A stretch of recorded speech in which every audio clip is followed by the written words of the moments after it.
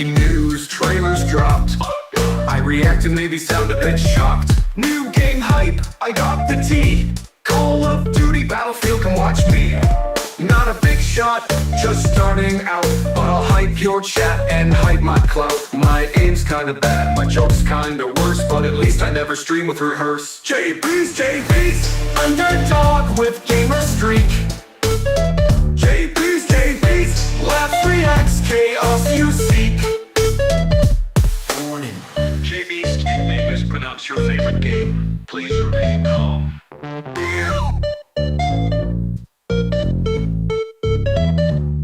Chat's alive, memes flying fast. I may fail, but it's always a blast. Subscriber hype, not just some friends, but the fun and chaos never ends. Reacting, chatting, sometimes I play, even if I die in the first 5 minutes. Hey, new game breakdown, I'll nerd out loud, making jokes, looking goofy, maybe proud. Jaybeazt, underdog, but bringing fire. Jaybeazt, love by beats, memes and satire. Who's in chat? Beast back. What's the game? Total snack. Level up? Maybe not yet, but we laugh, we hype, you won't forget. Achievements, sure, but I miss a lot. Glitches, bugs, rage quits I've caught, but while the pros are flexing loot, I'm here, underdog with style and cute. Streaming news, trailers, reactions too. Sometimes I even know what I'm doing, kinda true. Chat laughs, memes fly, and everyone's hyped. Welcome to Jaybeazt, the underdog is live tonight. Jaybeazt, underdog, chaotic streak. Jaybeazt, gaming news, laughs you seek. Not a pro but never weak. Caution, Jaybeazt may mispronounce your thing, mispronounce a game, or make you laugh uncontrollably. Stream starting now. The fifth out. What's up? What's up? All right. Welcome to the Monday stream, fam. We got a slow Monday here today. I've been I've been trying to find some good stuff to talk about today. But it's been kind of a slow Monday. But I do have some interesting stuff to talk about in terms of gaming news. So we will talk about those today. But there's not a lot. So I think we'll just vibe and we'll just hang out. And if you tune in, make sure to say hi and we can just chat about anything today. No restrictions. And yeah, something happened last time. I was trying to go live on Sunday, which was on the another platform that has a musical note on it. Won't mention the name. My mic actually broke off the boom arm, so now I have to like put it on a stand. So it's on a stand on my desk now, so hopefully you can hear me clearly. But yeah, the boom arm is gone, so I have to get a new one. It came off here and I tried to fix it, but it's not I can't fix it, dude. I don't know what to do about it. Anyway, I might have another go at it later in the week, but for now, the mic is right next to me on the desk. So if you're wondering what I'm talking into, that's what I'm talking into. So yeah. Anyway, how you guys been? Let me know.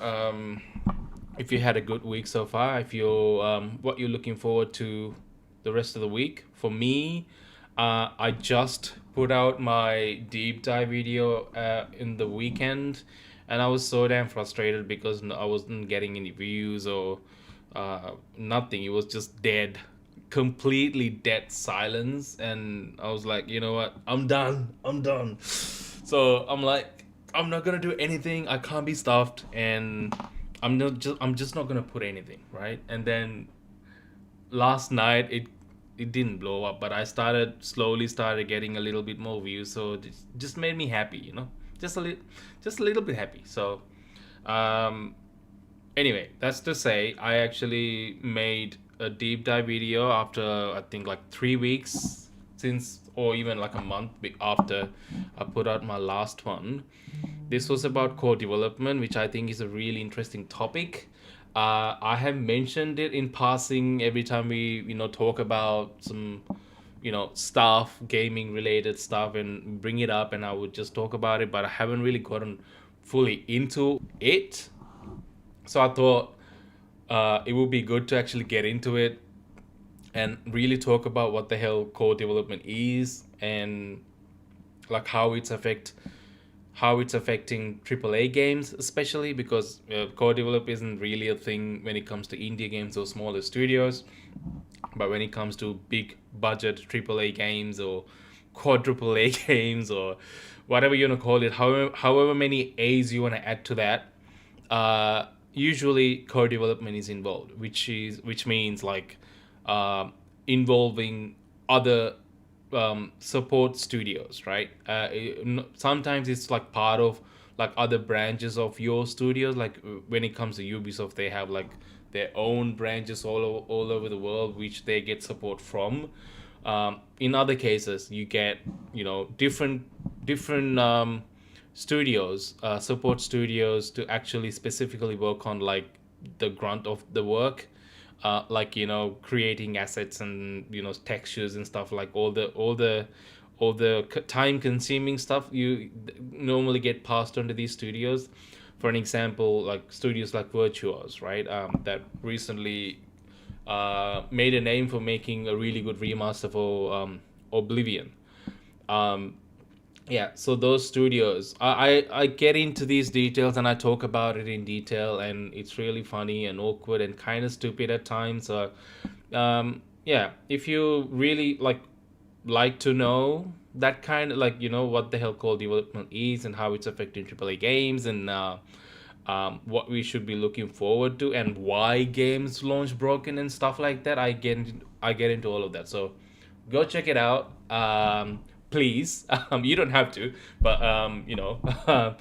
but yeah, if that interests you, please definitely go check it out, and I think you'll have a good time. It's not super long. It's just like a 10-minute, 15-minute video. So, and you'll get to see me just doing really dumb shit there. So like, yeah, you're welcome.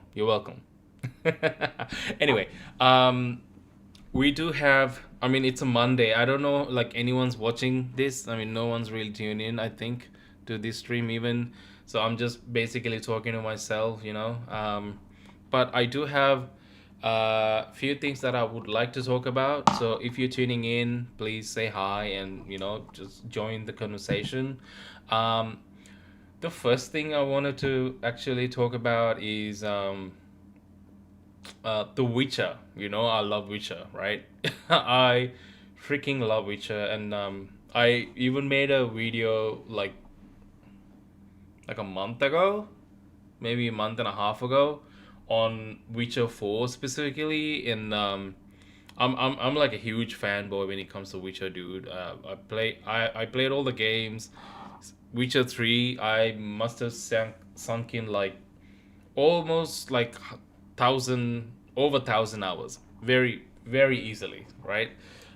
So yeah, I'm not, don't judge, but I'm not afraid to say that I'm a fanboy of Witcher. So I mean, I haven't read all the books or anything, but I did enjoy the games a lot. So I guess I'm specifically a Witcher games fanboy, right?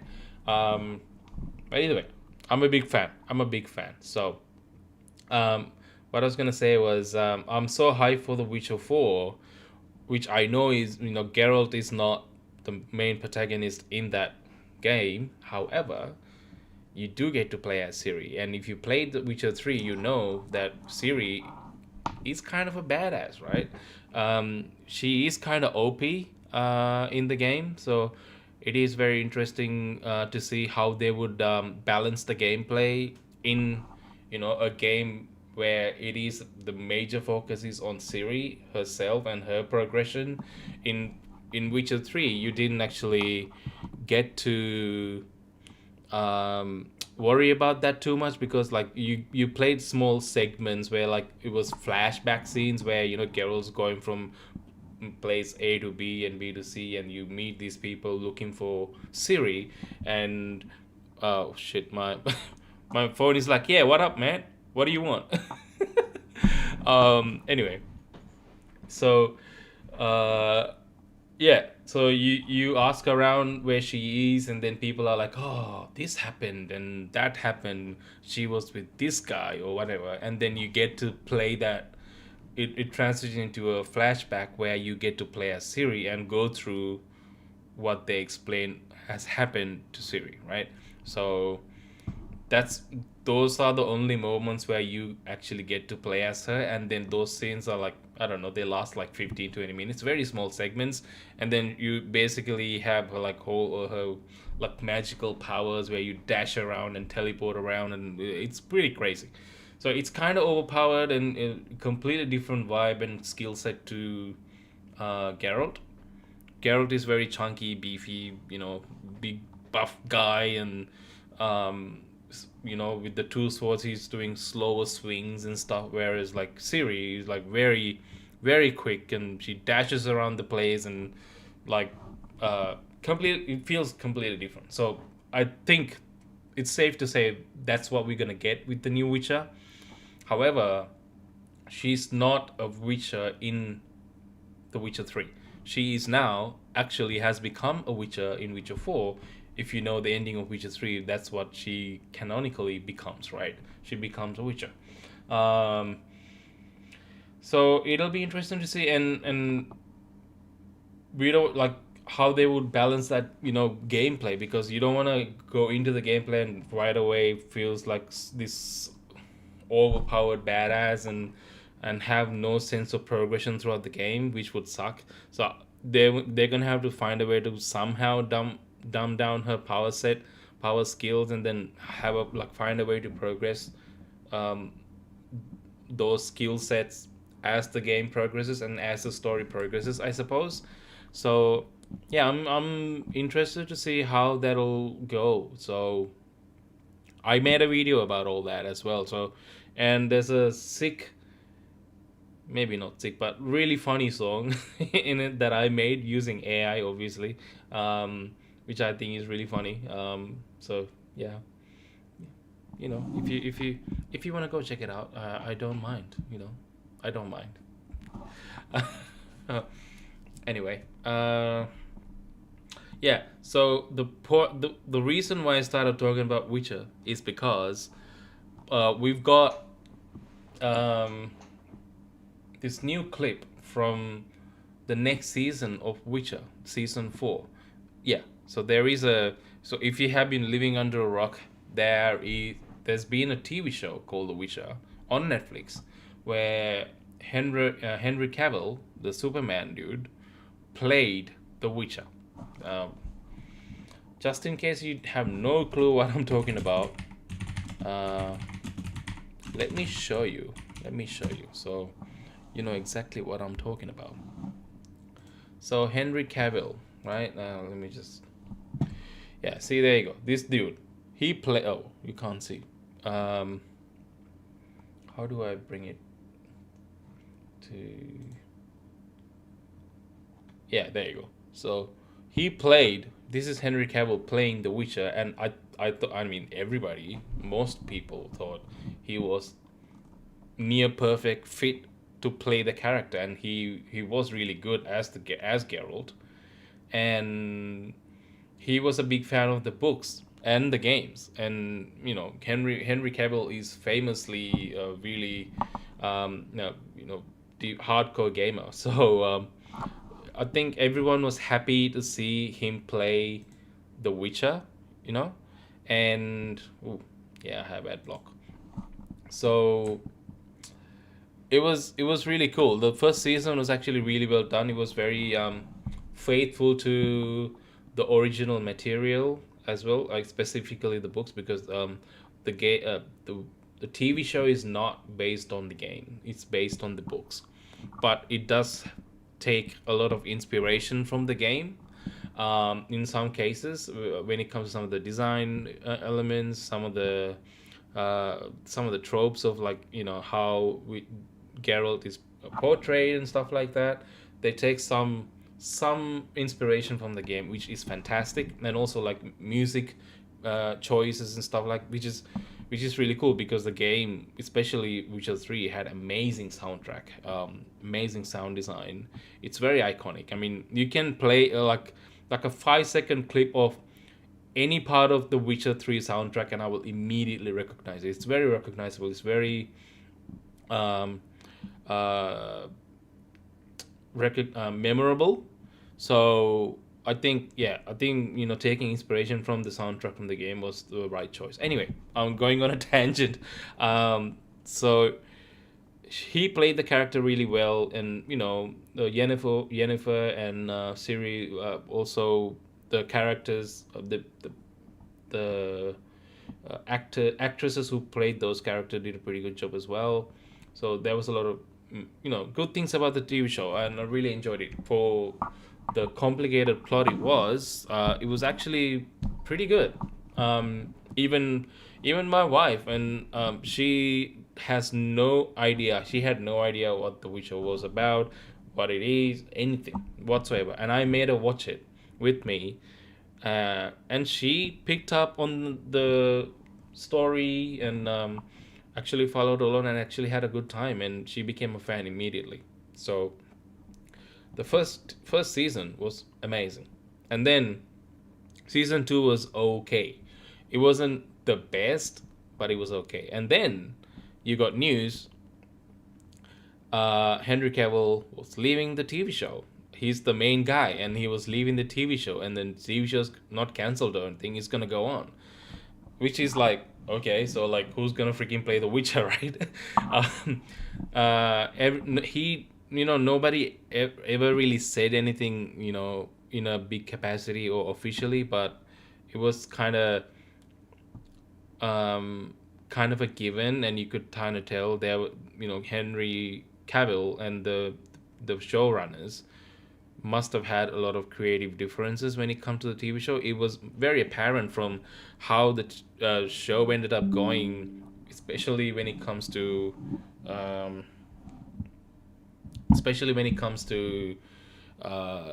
the second season and the third season. I can't really comment on the third season because I haven't watched the whole thing.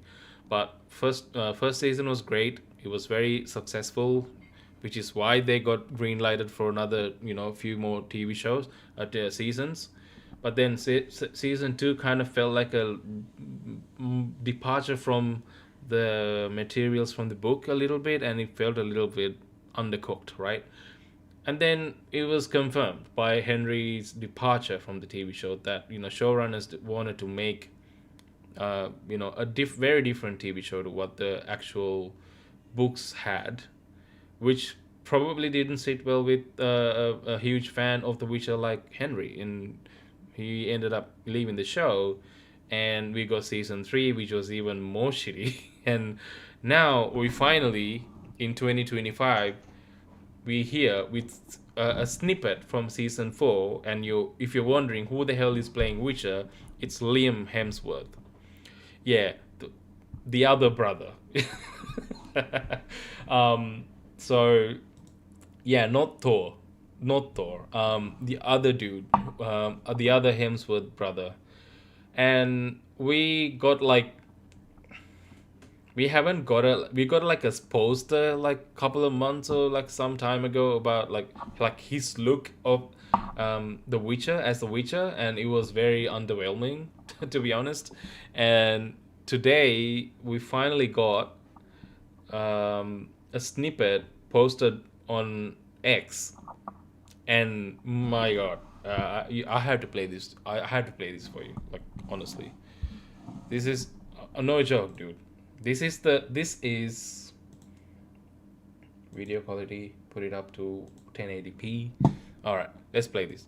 So this is a snippet from The Witcher season 4 where you see Liam Hemsworth playing The Witcher. Enjoy. But Liam Hemsworth playing The Witcher. I mean, I was already pretty underwhelmed about the fact that he's playing The Witcher. The bro does not look anything like The Witcher, and he doesn't even match the height, dude.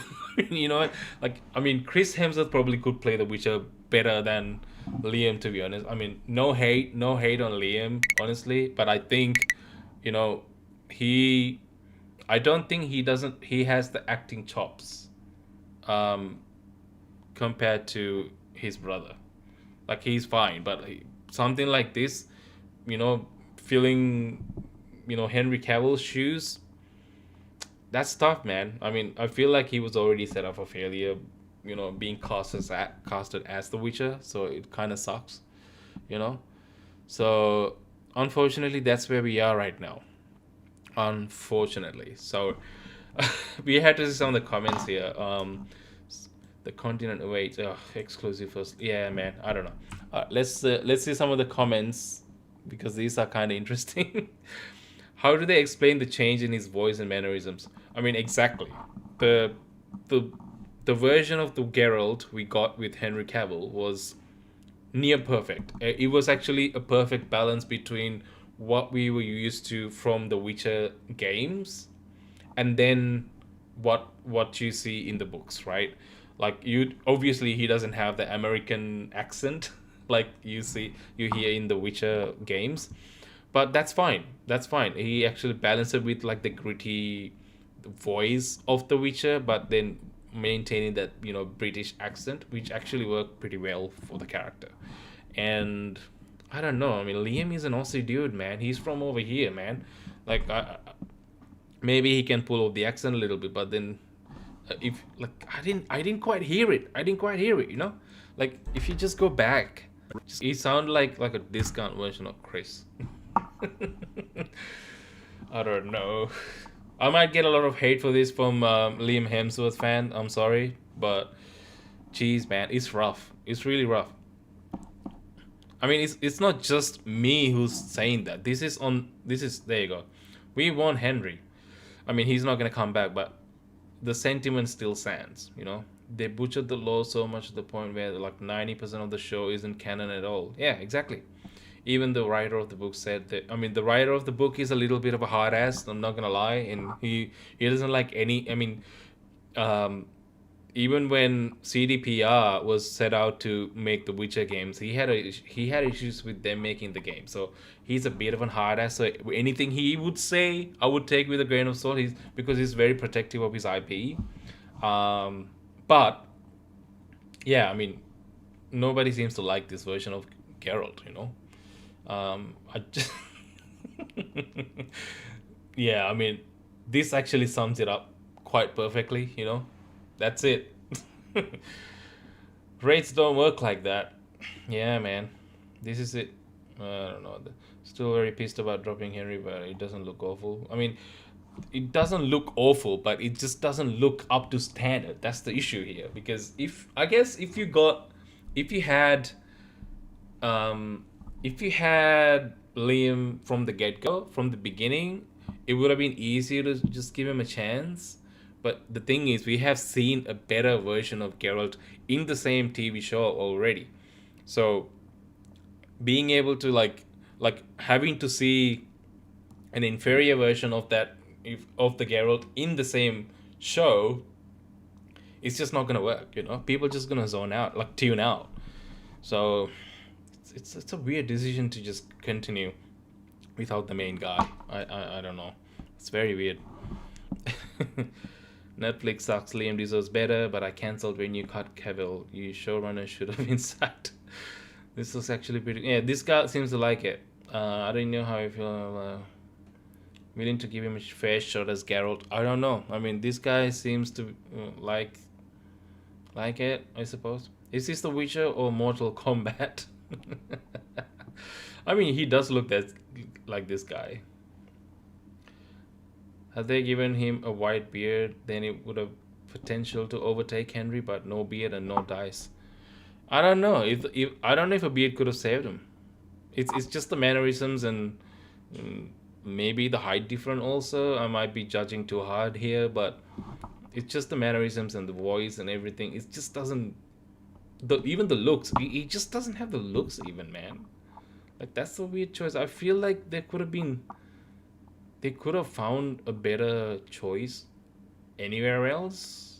But then again, I might be judging too hard. I don't have a recommendation as to who else could play Geralt. Obviously, I'm not a casting director, but it still doesn't mean that Liam was the right choice.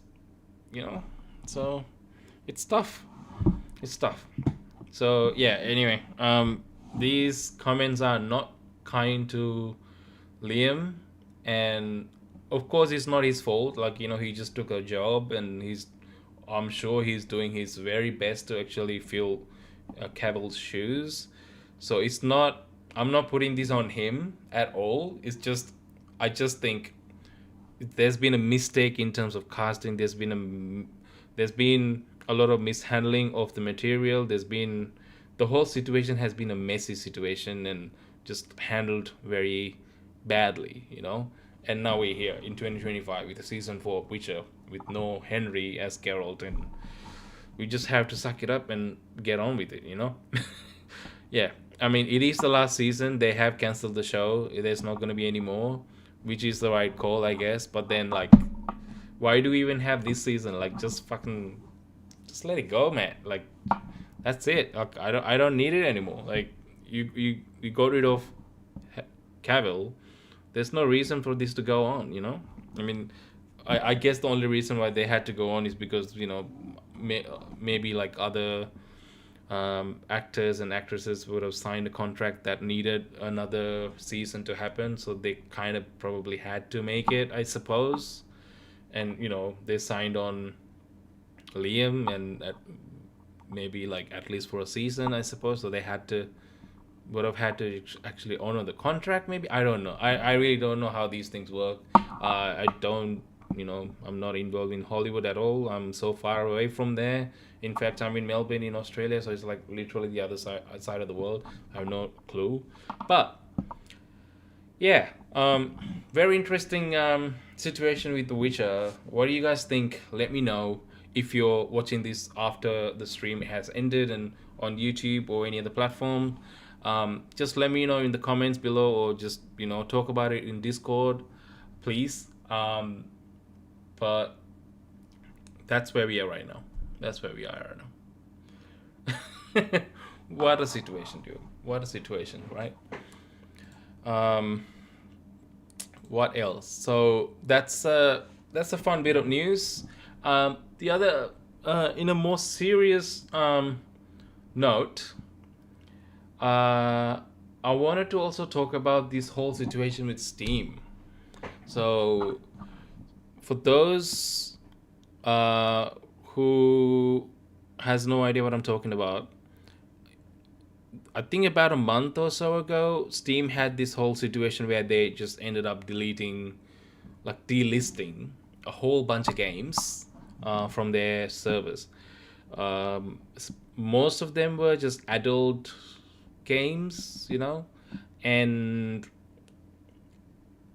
the sole reason why they mentioned that they had to do it was apparently because they were pressured to make that move by their payment processors. So payment processors are like the people that they use to make payments on their sites, right? So like Visa or MasterCard. So they were like very unhappy about the fact that the Steam apparently has this adult content, which apparently is not a good look on these payment processors, which is such a bizarre thing to even say out loud, because like, what the hell does Visa or MasterCard has to do with Steam? Yeah, of course they payment gateways that they use to process payments, but that's just as far as it goes. Why does it matter what payments, the nature of the payments? As long as it's legal, that shouldn't be your concern, And this also happened because there was this Australian. I'm so sorry. I do live in Australia, and I do apologize on behalf of this activist group called the Collective Shout. I'm not trying to be political or anything, but I think politics aside, I think this was the wrong move. So that's why I'm speaking out about it. So don't get me wrong. I don't have anything against what they stand for, because they are apparently like this Australian feminist group or activist group called the Collective Shout. They were making a lot of noise and um, lobbying for this change to happen. So that's probably what pressured the payment processors to go, okay, you know what? This is actually, we're getting a lot of steam here.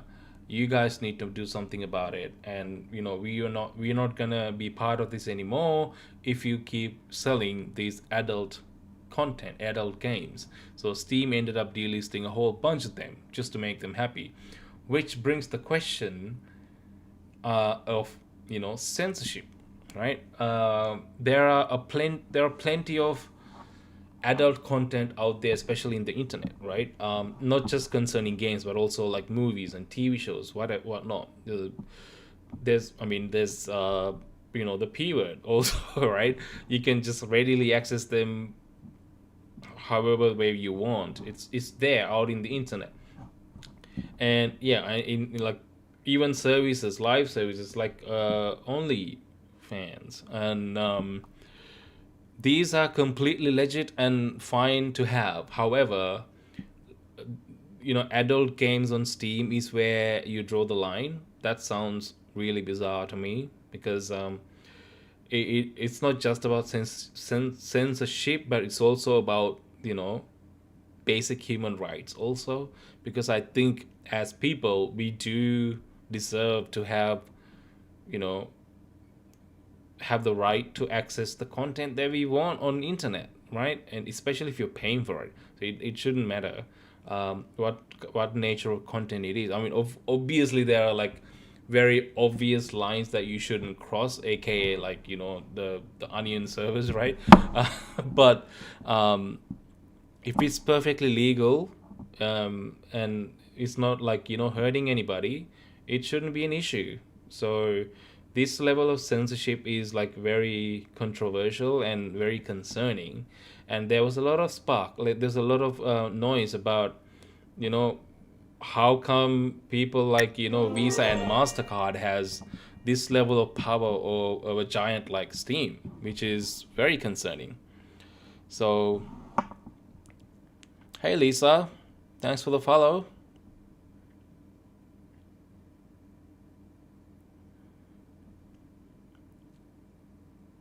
Headphones are not working. Can you reply to me in the chat? Oh, I'm so sorry. I hope really you managed to fix it soon. Oh, um,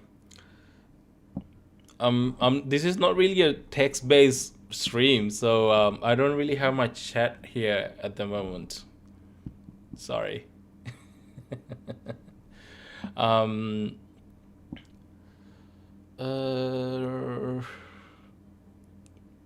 but I will reply to you if you manage to chat to me. But yeah, as I was saying, that was the whole situation a couple of months ago with Steam. So everyone made a lot of noise about that, and Steam was like, yeah, we had to do it because we were forced to do it by Visa and Mastercard, and then Mastercard was like, oh, we didn't know about that. They were trying to like play dumb, but it didn't really do anything. People caught onto it, but then now, a few months later, we have this article from Game Rant that's actually talking about GOG commenting on this whole issue with Steam. If you don't know who GOG is another game platform that's actually very specifically focused on game preservation. Their platform is very heavily involved in having access to all the games and preserving games and stuff like that. So I think their perspective therefore is interesting and worth talking about. So this is what that article is actually. I'll just zoom it out so you can see better. So yeah, so GOG comments on payment processors Steam censorship. That's what the article is. It says GOG sees the mounting pressure from payment processors on Steam and other PC storefronts as a game preservation issue, with the company official saying as much in a recent interview. The remark offers a broader perspective on the Steam censorship wave that sparked significant controversy in recent months. So we already talked about this, so let's read on. In July 2025, Steam removed hundreds of adult games from its digital store offerings. Valve is the company behind Steam, cited pressure from payment processors as the sole reason for the move. The development sparked significant online backlash, I can't read, directed at both payment processors and Collective Shout, an Australian activist group that took credit for lobbying them, denouncing the targeted games as forms of sexploitation. That's a bit of a stretch, but here we are. We're talking about that now. All right, let's read on. So, in a recent interview with Automaton West, GOG senior Pia Poiter, oh my god, I'm gonna butcher this name. I don't know how to say. Poiter Nip called the current squeeze a game preservation issue, noting that any title delisted from a digital storefront for any reason is potentially lost forever. Makes sense. It is particularly worrying when games are potentially vanishing due to external pressure. Also makes sense. Nipe said, a conservationist perspective of this sort hasn't exactly dominated the recent discourse on the matter, but it is very much in line with GOG's broader mission to preserve good old games, the idea that inspired its original name before the acronym took over. Yeah, the GOG stands for Good Old Games. There you go. So, just to give you some context as to what GOG does, I just have the GOG client installed on my desktop. I can show you if you have no clue as to what I'm talking about. If it decides to load, but anyway, I'll give it a shot.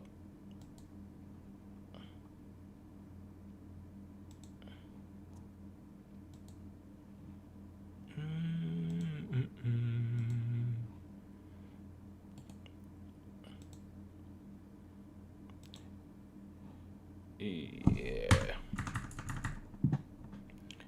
I'm not sure it's working, but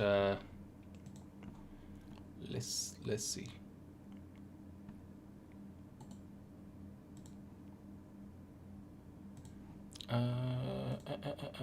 What's happening? Okay, it's restarting the client, but I'll show you. So, oh, there you go. I've got it here. So if you can see, so this is the GOG client I have. So they are basically like they're like a platform like Steam, obviously, but not as big. But their thing is trying to preserve as many games as possible, right? So you got your GOG store. If you go here, so you can like they do have like some good discounts and some free games as well. They give out free games.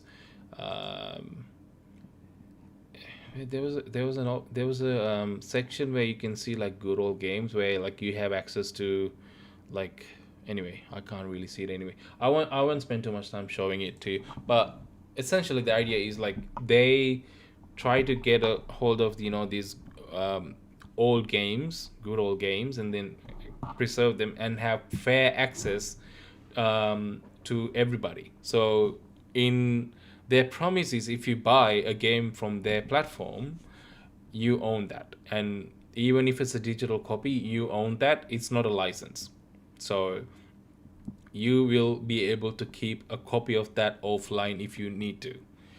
That's that's how it should work, and we are not apparent.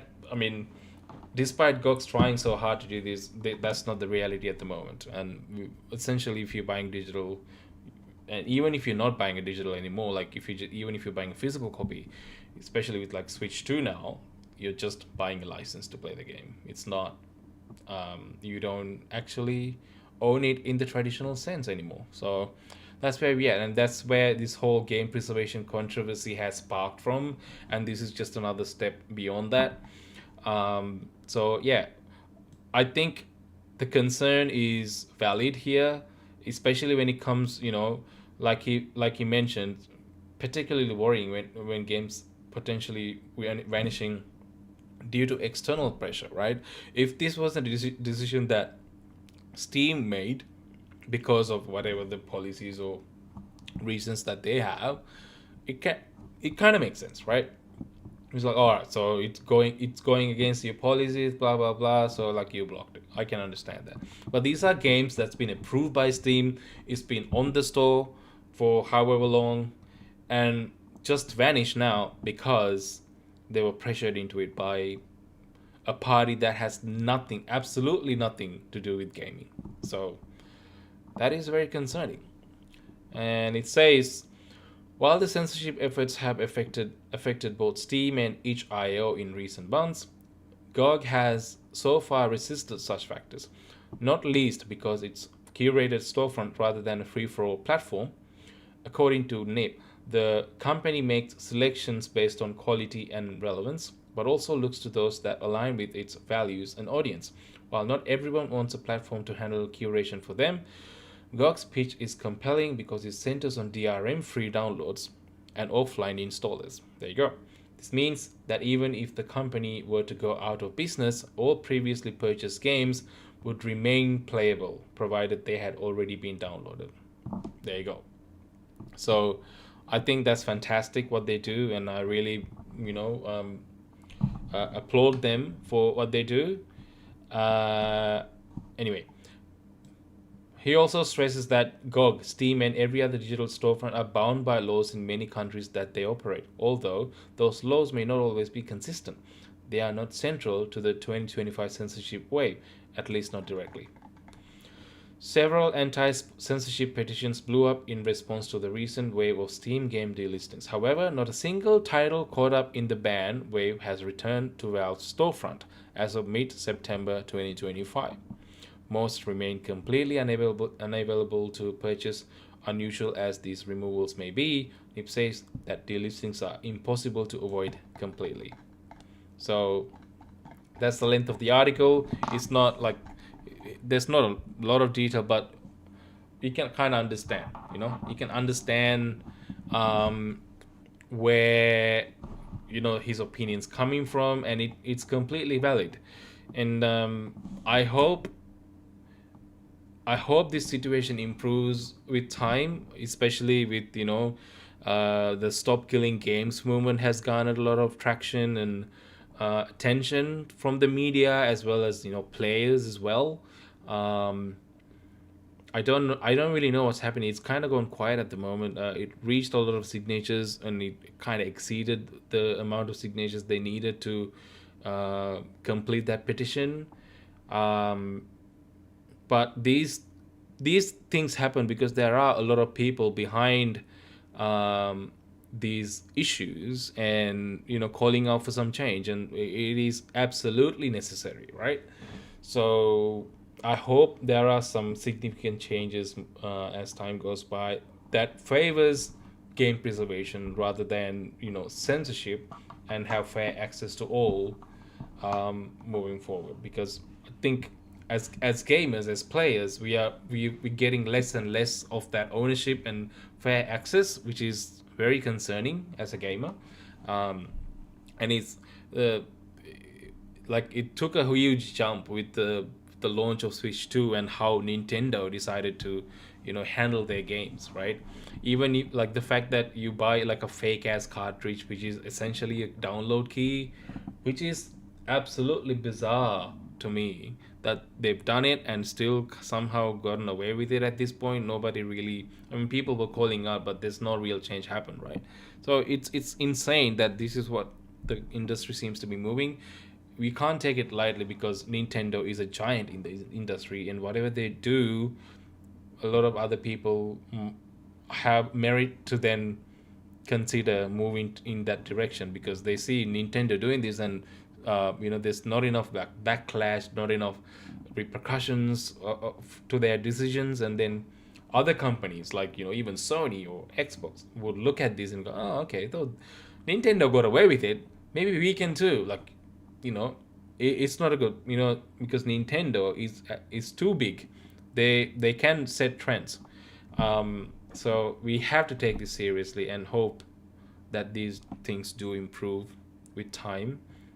But yeah, let me know what you guys think of this whole situation with Steam censorship and game preservation, and all these third parties like payment processors getting involved with game related decisions like this.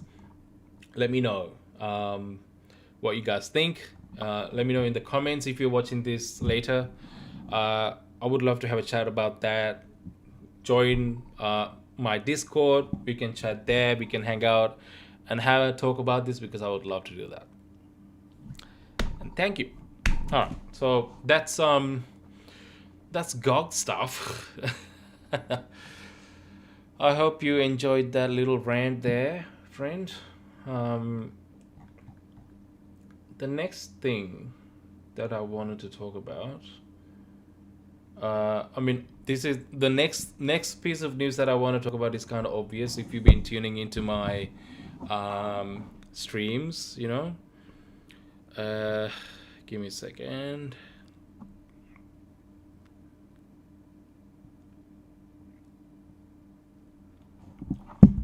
Should I put some music on, because I feel like it's too quiet?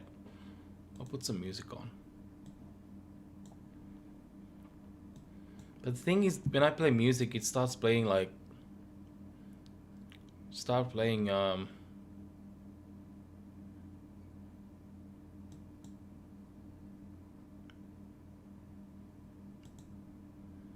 ads, which is annoying,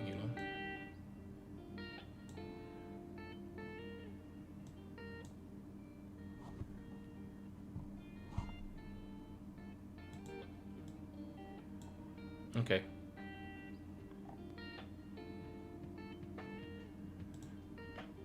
Okay, there you go.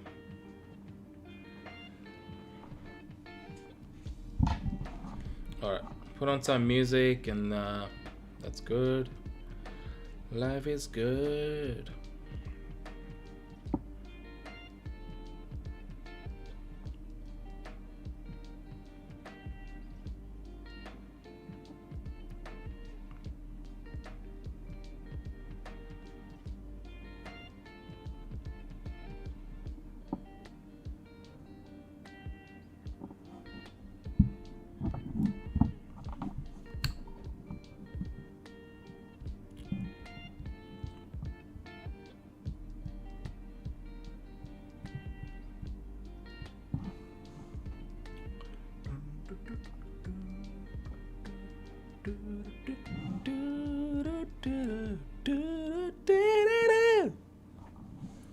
You guys can hear me, right? Okay. I'm gonna put this down a little bit. There you go. I think that's good.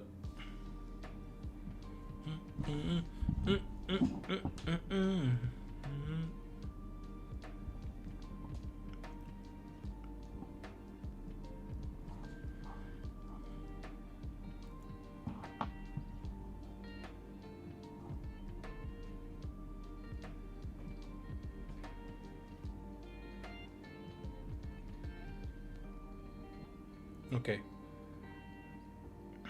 All right. Cool.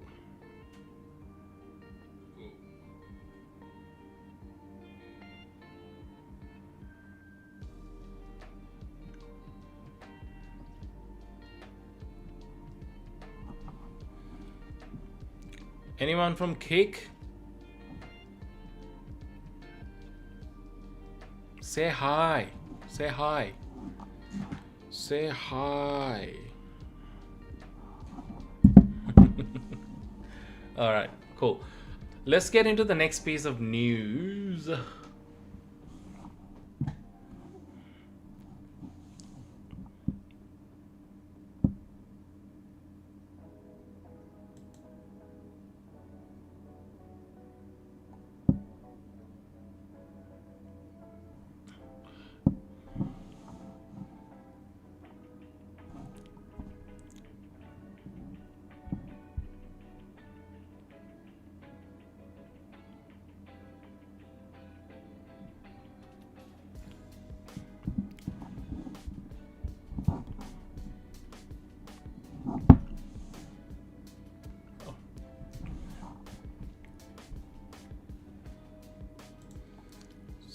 Set up live dogs. Empire.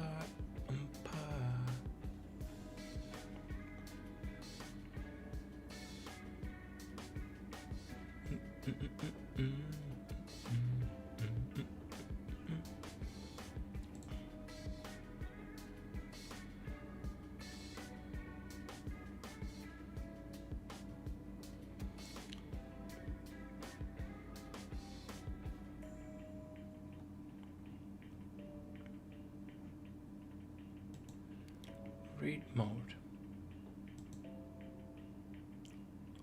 Chat.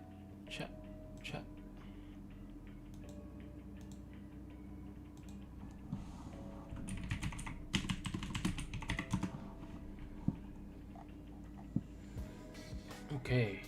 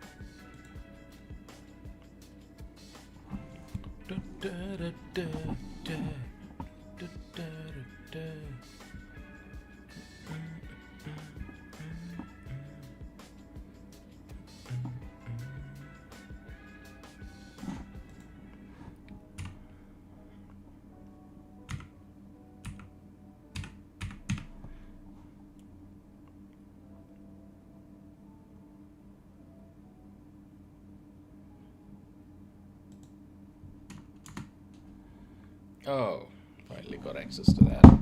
That's good. See, this is the thing I don't want to get.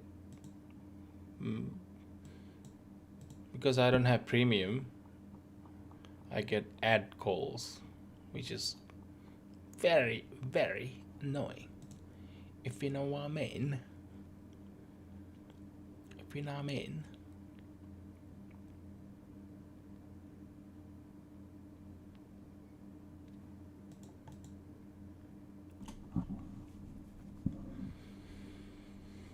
Okay.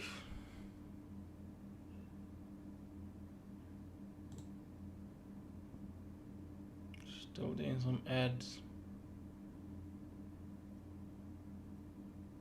Stream bits. Dun, dun, dun, dun, dun, dun. Dun, dun, dun, dun, dun, dun.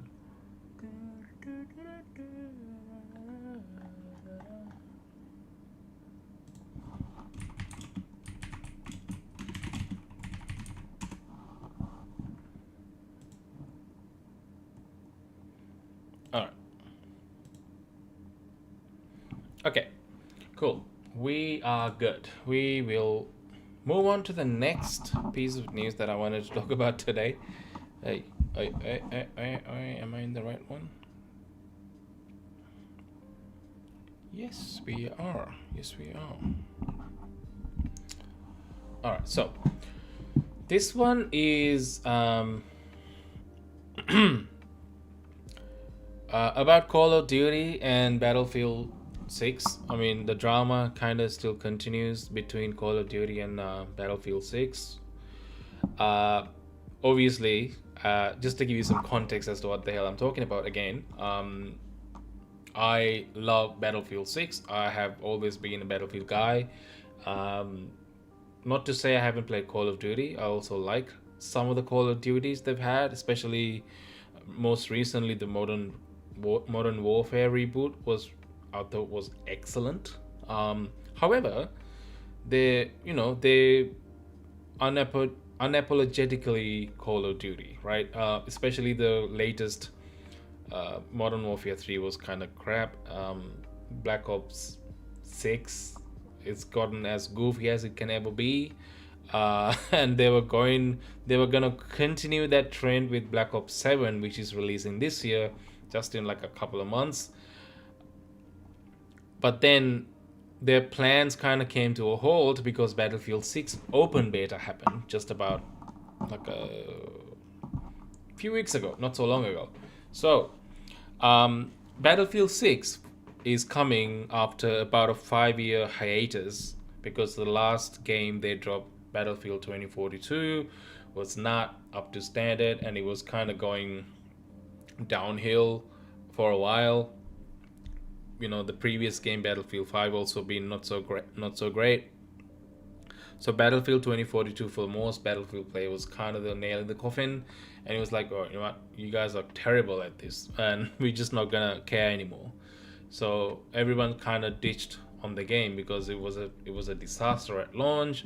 Most of the mechanics were very familiar, like not familiar, very similar to what Call of Duty was doing with the operator skins and all that. Like for your average Battlefield player, this is not what you want, right? You want big, large battles, hence it's called Battlefield.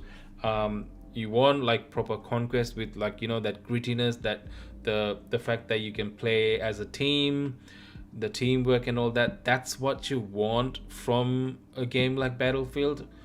You know, the sessions that last at least an hour, right? Like Conquest, for an example, they last very long in a normal Battlefield 3 or Battlefield 4 game. If you into the classics, even older ones like Bad Company 2, Battlefield 2 games, right? And that's what you want.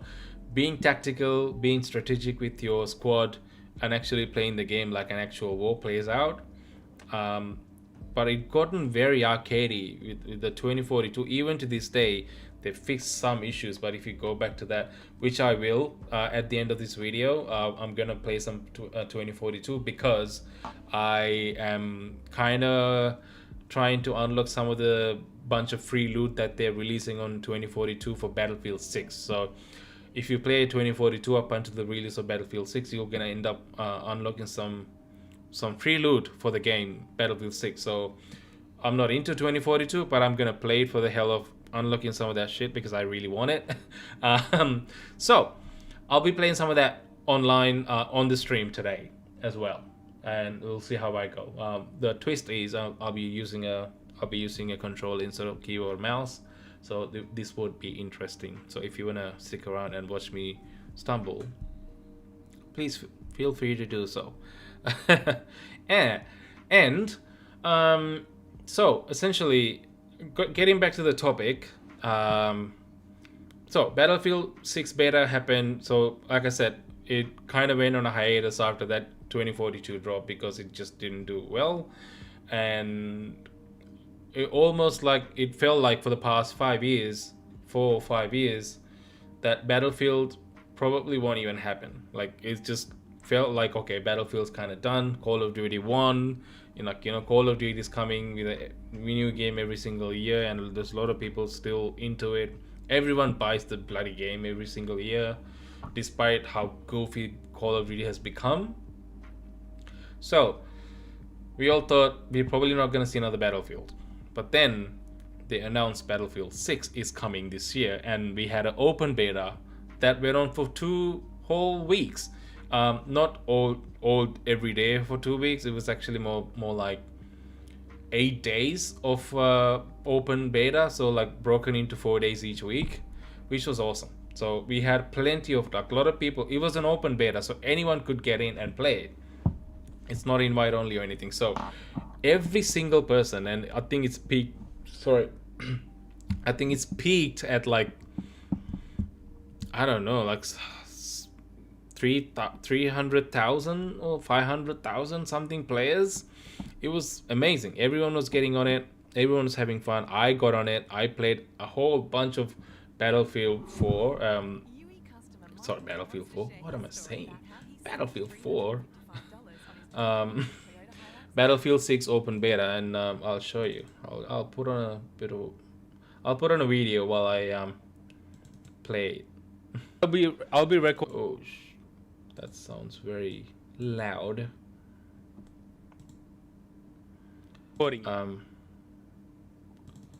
So yeah. Anyway.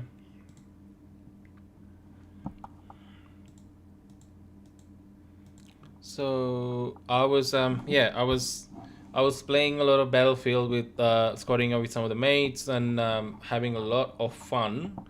And everyone's general consensus was, after having played it for 2 weeks, that although it wasn't perfect and there were still a lot of things that they have to polish in the game, obviously this was the welcome back to the roots change that a lot of the Battlefield players have been expecting from the series.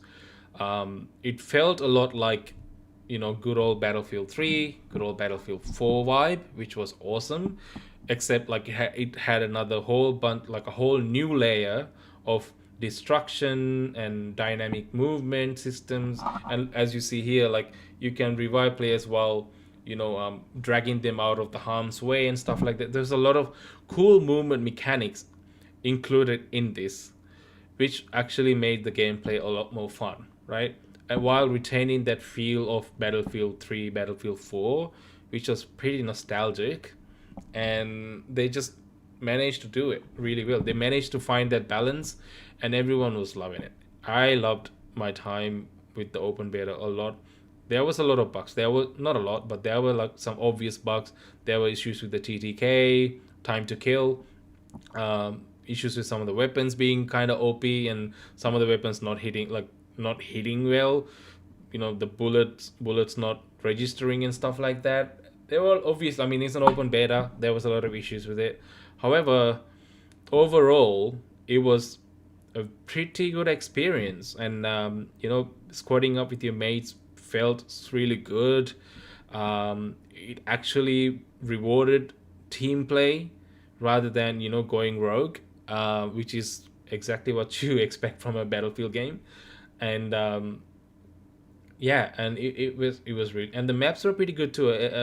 The Liberation Peak, which was this open like mountains map, which kind of was a sniper haven. However, this map we were playing, the Cairo map, which was pretty cool. I thought it was pretty good. And then we had another New York, Brooklyn map, I think, which was the more towards a smaller scale, if you really think about it. But yeah, overall, it was a very good experience, and actually ended up a lot of people like ended up buying the Phantom Edition, which is like their deluxe version of the game. A lot of people pre-ordered it, and yeah, everyone's now hyped for it. It's coming out in a couple of weeks now, and I'm hyped for it. I'm super hyped for it. I'm gonna be doing nothing but streaming and playing Battlefield 6 when it launches. You can vouch for that. And yeah, and so are a lot of people. Everyone's hyped for this game, and everyone's looking forward to play it and sinking a lot of hours into it.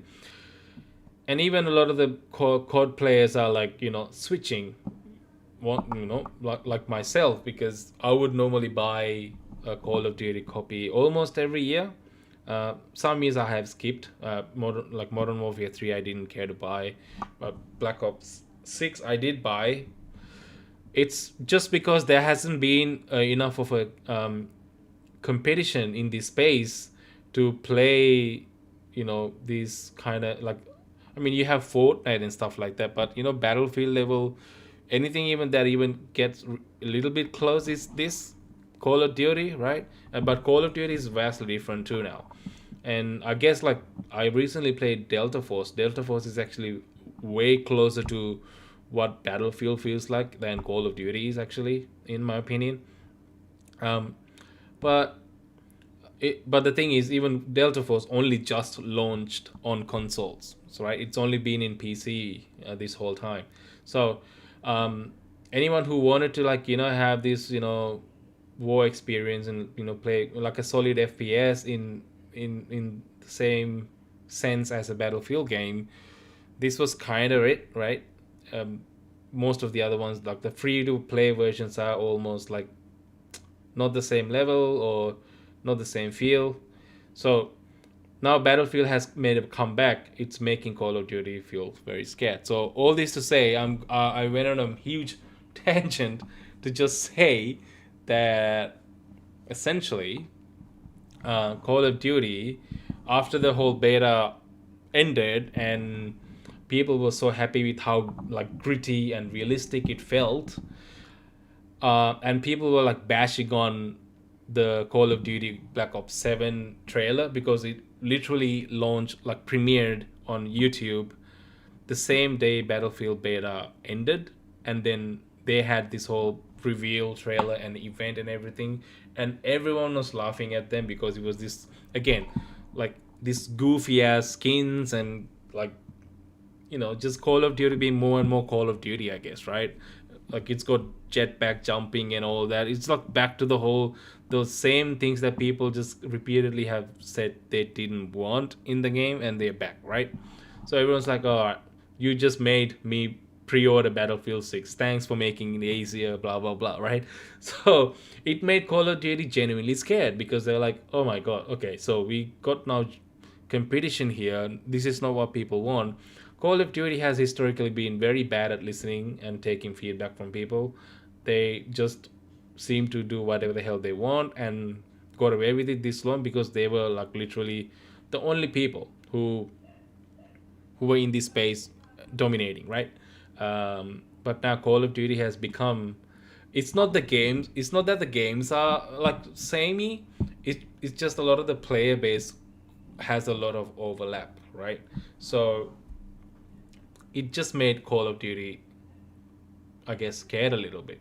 So a couple of weeks ago, they announced that there's a huge update to what's going to happen with Black Ops 7, and there was like this thing called carry forward update, in which they announced that a lot of the skins from Battlefield 6 will not carry forward to the next game. So if you bought any cosmetics in Battlefield, so Black Ops 6, they will just not work anymore in Black Ops 7. This was a move for them to tone down their like goofy skins and try to go back to like a gritty feel. I mean, I wonder why. I wonder why they're doing that. But that's where we are. So essentially, because of that happened, there's everyone's be like, okay, so I guess that's the right move, blah blah blah. And then a couple of days ago, they came back and saying, okay, the deluxe edition or whatever that they had, it already had this 4 skins that people were gonna get, which was like already very goofy. Let's see if I can find it. Okay, let's see if I can find it so I can show you what I'm talking about. Call of Duty. Let's go to Call of Duty's. Yeah. So, there you go. This one. So Call of Duty. So if you remember the Vault edition, I'll just type very quickly in here. Call of Duty Vault edition. I can't type. Black Ops 7. Okay. So if you just go to here, you'll see some of the old photos. Okay, so this is oh my god, you can't see it.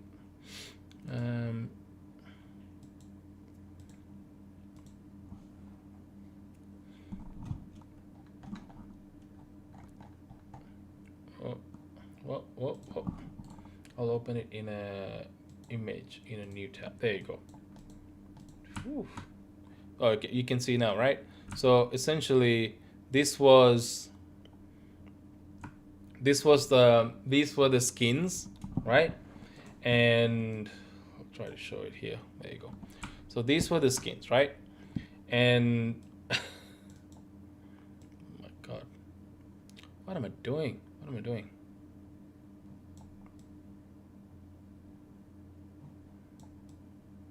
Yeah. So these were the skin. So you got like classics returning from like Reaper and blah blah blah, Ted, all these skins, and they look goofy as hell. They look like they're from like some kind of a weird Pixar animation movie or something, right?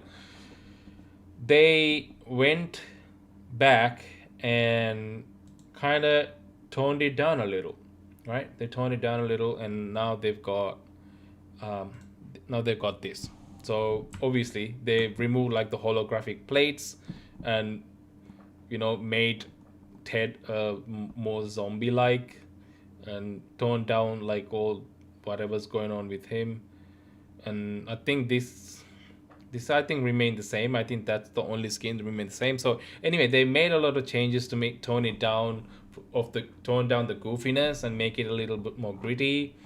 But again, the skins, it's safe to say most of the goofiness is still gonna remain looking at whatever the hell this is.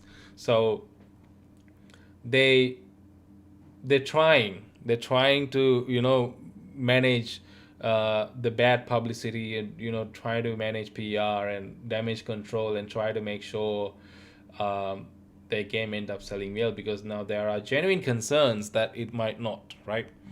So here we got this piece of news from PC Gamer today. This is just published 3 days ago, so it's new. As Call of Duty flips a U-turn on goofy skins, this is what we just talked about, Battlefield 6 devs are making their stance clear from the start. We are not chasing trends, we are not chasing other products. We want to be gritty, realistic shooter. Other games can and should be whatever they want to be, right? So, this is hilarious, but let's read on.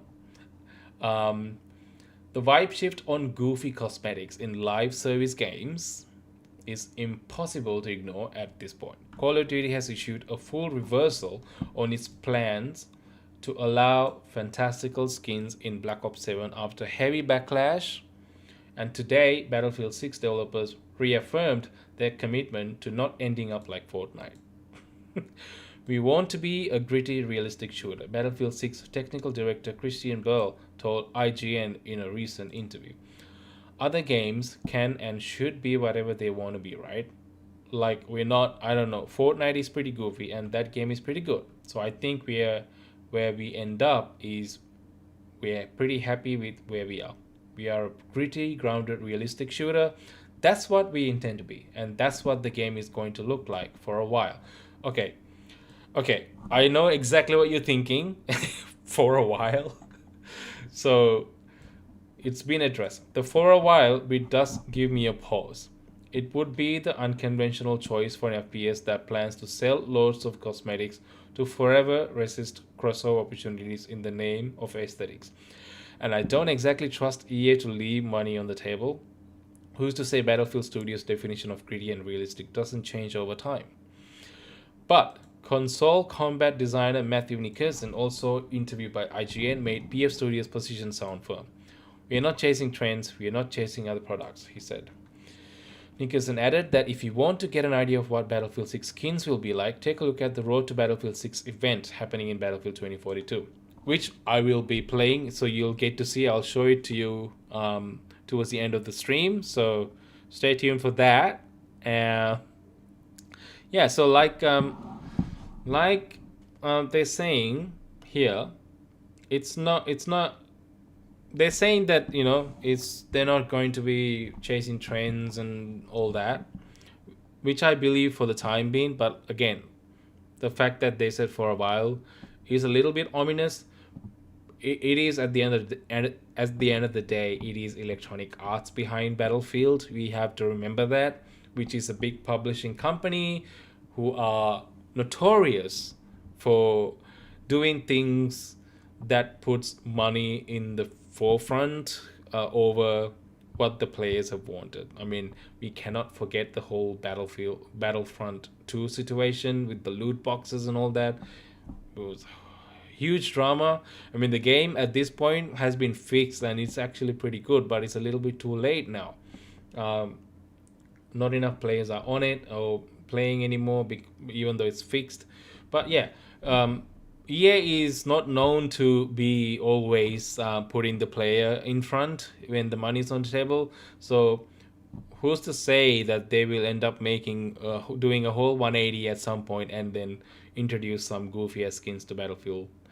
It's not like they haven't done crazy things for Battlefield before. I mean, that's the whole reason why the whole franchise had to go on hiatus for 5 years and make a comeback this way and make sure that the new Battlefield actually felt like the old Battlefield, and that's why people are behind it again.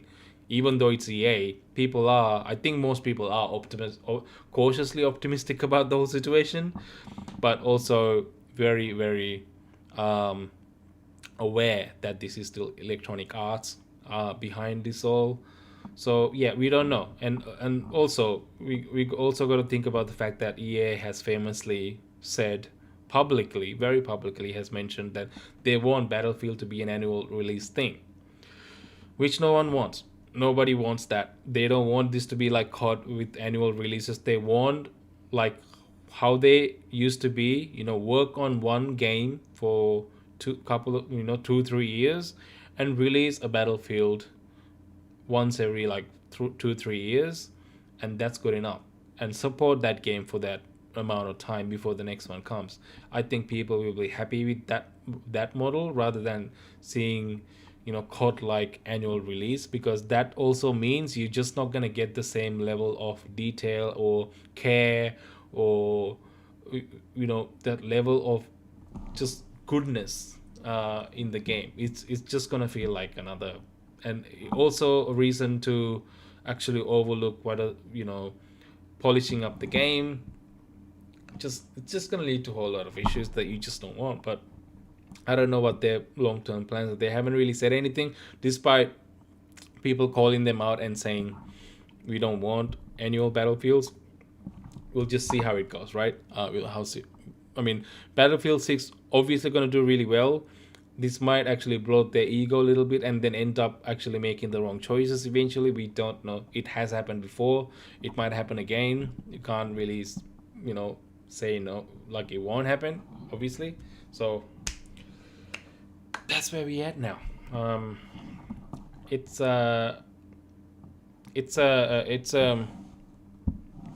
interesting take. There's a little bit more here as well. It says, those are 30 premium skins that will give a player a taste of what is more to come when we talk about cosmetic. Yeah, so it's talking about the thing on Bat 2042, which we'll play today. Your taste will vary, but the cosmetics in Battlefield 2042 event are what I'll describe as pre-Fortnite level of normal for a military shooter. Colorful but muted, focused on camo patterns and tactical gear instead of, say, transforming your operator into a fire-breathing dragon. Expect to see BF6 operators with different helmets and tanks with orange tiger camo. Okay. Anyway, so interesting article. Let me know what you guys think of this whole Battlefield 6 Call of Duty drama. It seems to go on forever, but here we are, right? Here we are.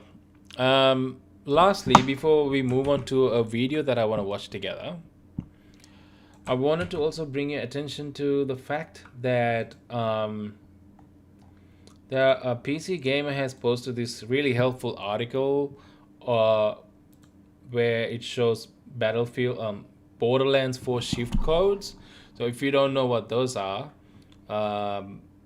Borderlands Gearbox developers behind Borderlands 4 has a platform called Shift, which you can use to redeem codes in game. Like you can redeem like bunch of free loot and stuff in games, right?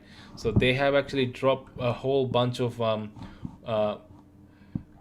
Shift codes that you can redeem on the Shift website, and you can redeem them.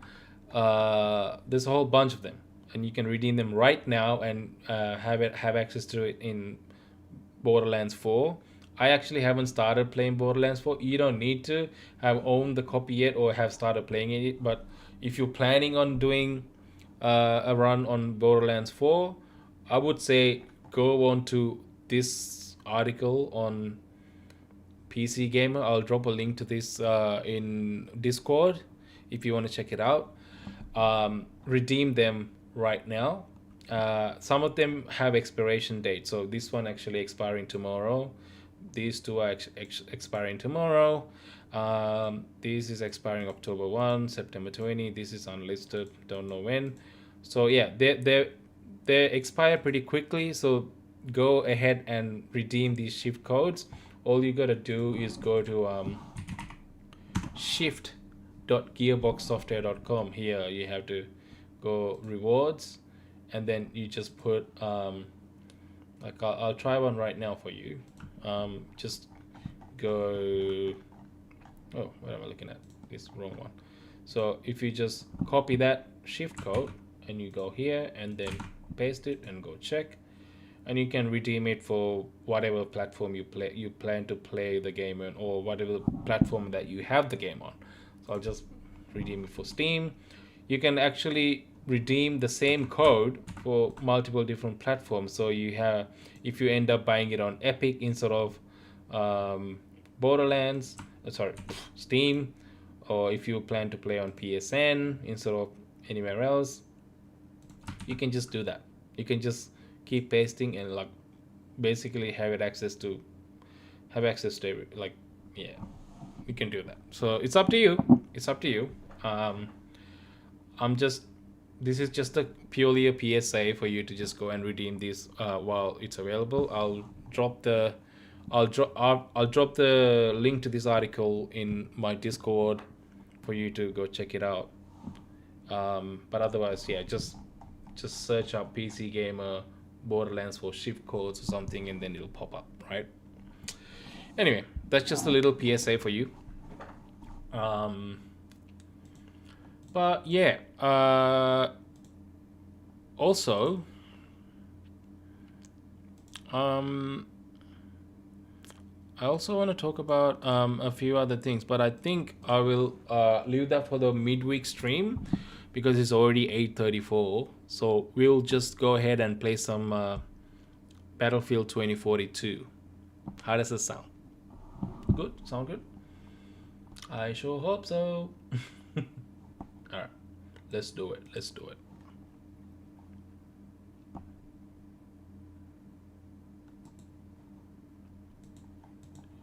Battlefield 2042, man.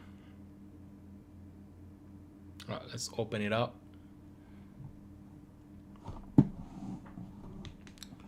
Oh, I gotta update my streams because we're not just chatting anymore.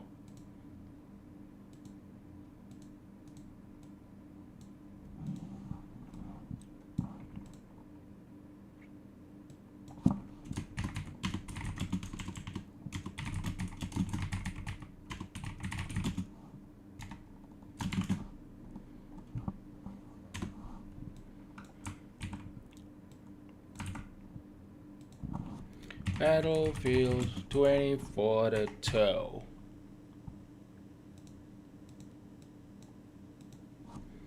Battlefield 2042.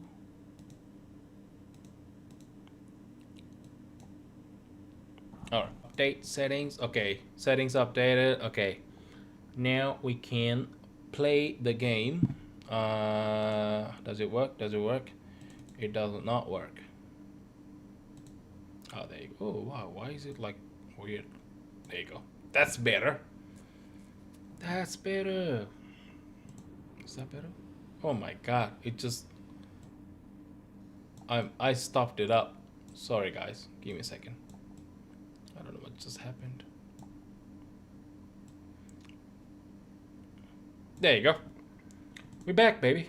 What is this? Earn rewards for Battlefield 6. Yeah. This is what I was talking about, the free pass. Now we get serious. Shit. Now we get serious, and then this whole thing is kind of weird. Transform.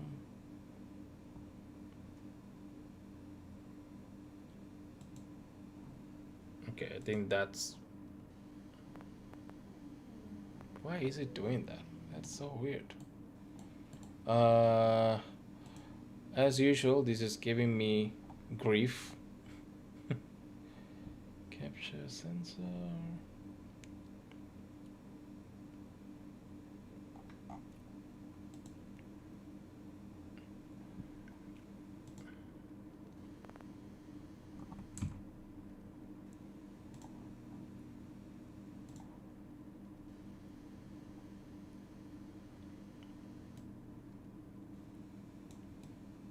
I don't know.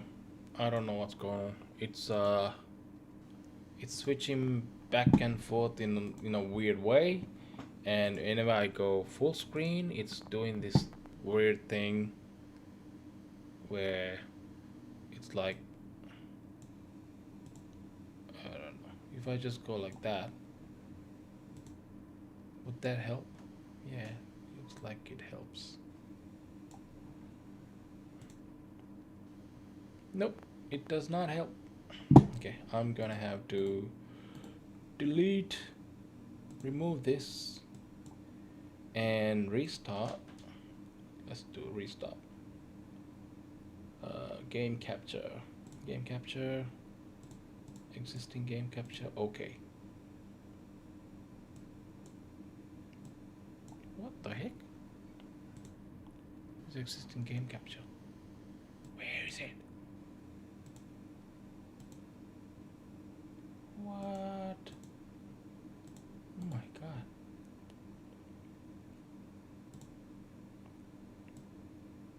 Yeah, man. I don't know what's going on. It's like very weird. Okay, well, let's try restarting. This might be an issue with the whole thing, you know? Because sometimes I have issues with the Battlefield 2042. Some doesn't do it really properly. Let's restart.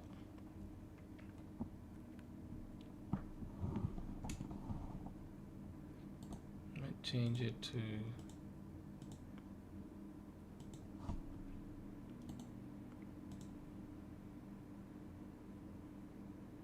oh, great.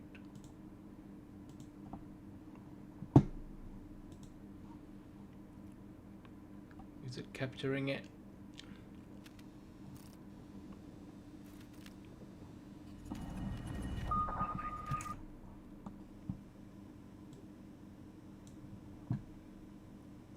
Okay. I really hope this works this time, because that would be annoying otherwise. Okay. Nope. I'm having some canvas issues. Scale filtering. Disable.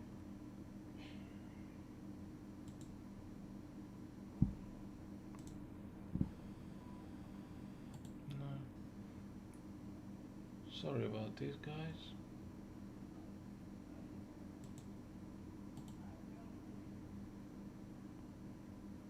Property, order, transform,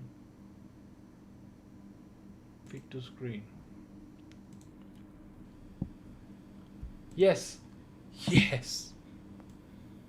Unlock your rewards. Count me in. Jeez.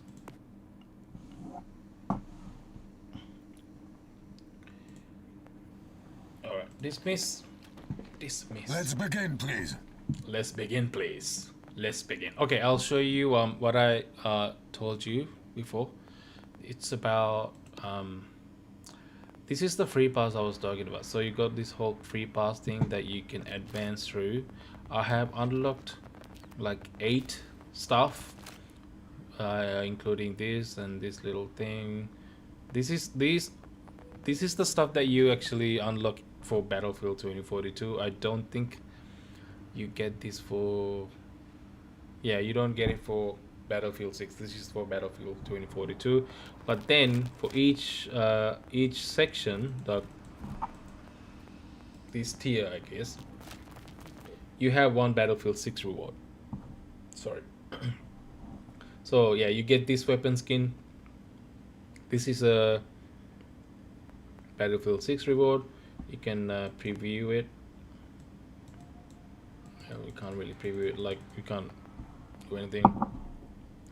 Includes 4 items, exclusive cosmetic pack. So yeah, you can do that. And yeah, if you just go to each tier, there's another Battlefield 6 reward here, which is another exclusive cosmetic pack. And these are some of the This is just like for this one. Here we got another one. This is another cosmetic pack for tanks in Battlefield 6. This is another cosmetic pack for tanks, and then you got this operator skin. It says it includes 5 items, but I can't really see what they are. It just says there's some items, but yeah. And then you have this also. The last reward includes 7 items of cosmetics. Can't see what they are, but I guess you unlock them here, and then you can have access to it when Battlefield 6 finally launches, which is amazing. So we're just gonna play some games and unlock the heck out of this, because you only have until you only got 22 days before before Battlefield 6 launches, so you gotta unlock all this before that. But yeah, if you play some Conquest, I think you have a pretty good chance of unlocking some of these. You know, it's not that hard, unless you're really shit like me. Then you might struggle, but otherwise I think it's pretty doable, you know.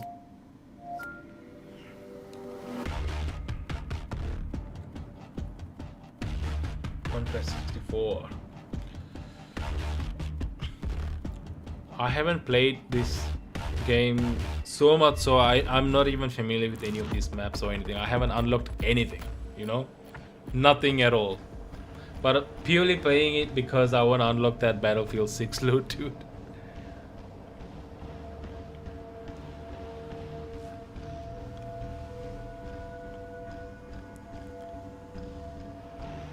Hey Jack, thanks for the ad, dude. Appreciate it. Okay, I'm going as engineer. Let's go B1. We're losing it. Whew. This game has been really rough for me to play. I just never really enjoyed the whole vibe of this game, you know. But it just. Pushed out of our objective.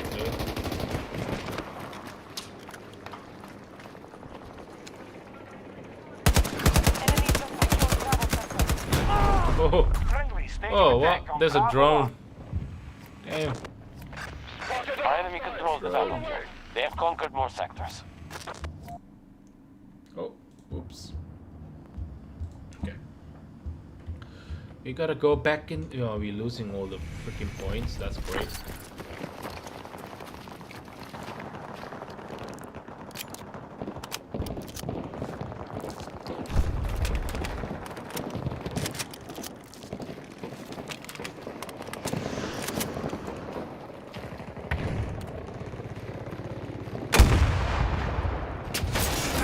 Ah, that's it. There you go. That's it. That's what I'm talking about. Whew. Echo sector has fallen to our attack. Man, I didn't think I would actually get it. God damn. That was fun. Our strategy is working. We now control more sectors than the enemy.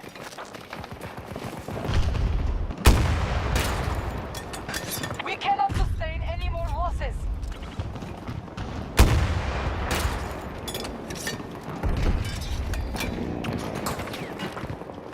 Hostiles invading Charlie 1.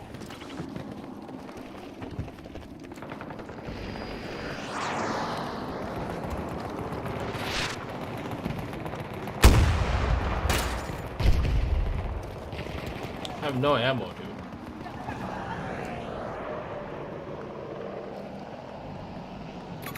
Marking a hostile. 150 meters.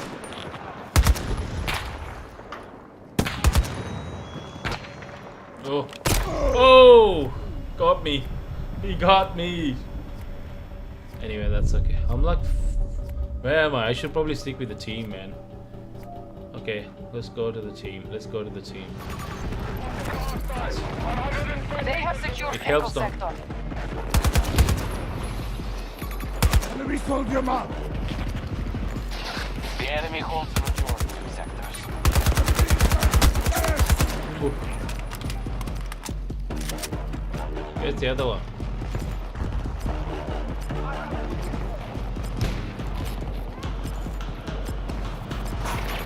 Danger right there!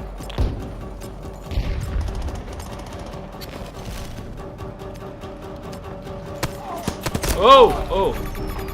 Oh, there's a guy here. There's a guy. Get him, get him, get him, get him. Occupation of Foxtrot sector complete.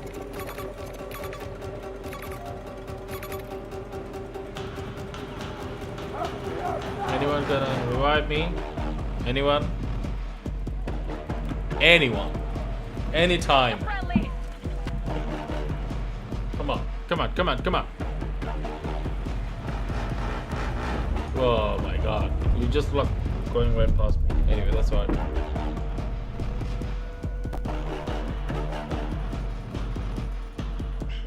You're losing D. Oh, this looks like a proper cluster. Cluster, what you call it?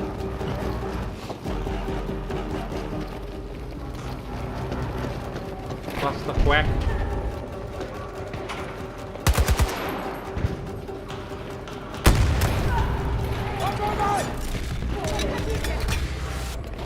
That's it.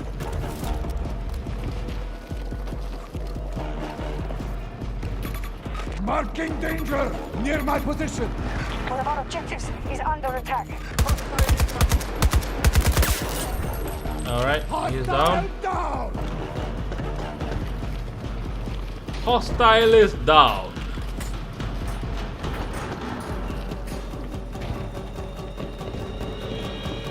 Let's take the elevator, shall we? Time is running out. American forces must be forced from those sectors. Oh. American forces have won Well, this battle. They it will was not defeat. win the next. But I got some kills. Man, that was so bad. Hey, actually, not so bad. Oh, it was so close. Only 14 tickets? Damn. I joined at the wrong time. Just joined at the end. Should have saved the game. Could have.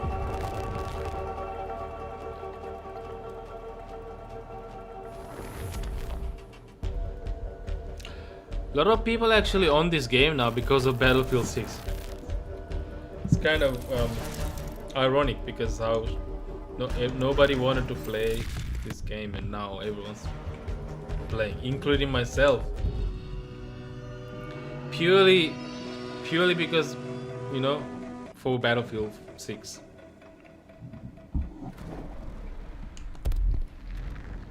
Let's begin, please. Let's begin, please. Did I unlock anything? Oh, wow. It just began. Okay.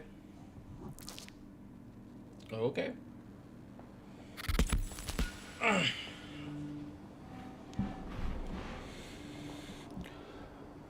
That works.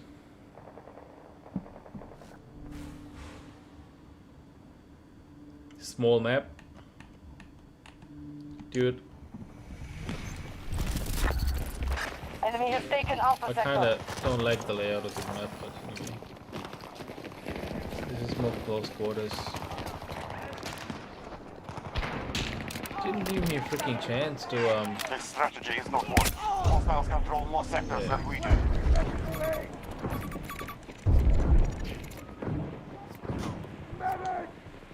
yeah. We should Can complete I, control of Delta sector. Yeah, I need to modify my shit.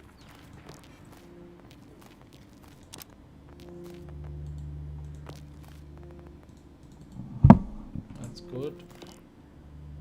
Haven't really updated anything here. Okay. All good in the hood. Man. D1.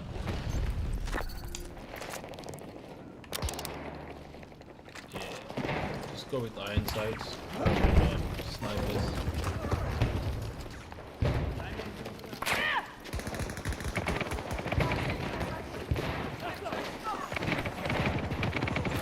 Sentry in place.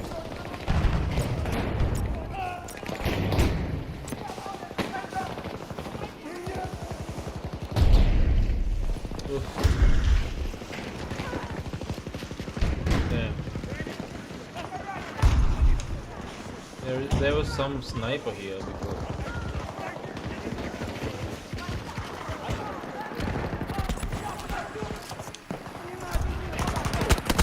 Oh, fuck.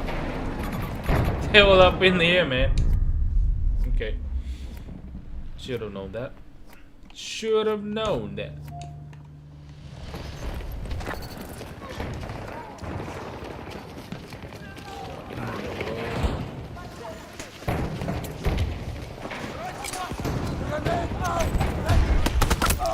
Oh. Anyone gonna revive me, bro? Incoming medics? Oh shit, you're coming? Alright, good for you, man. Please don't die on me though.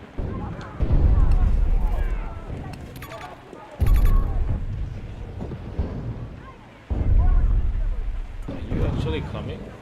I don't think you're coming. Oh.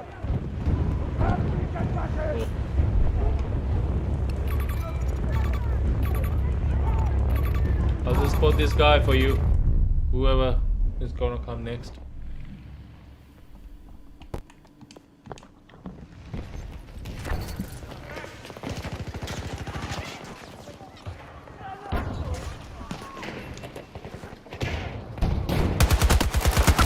Oh no! Delta sector is out. What? Hostile control. That sucks. That sucks. Reinforcement numbers are falling. Oof. Big moves.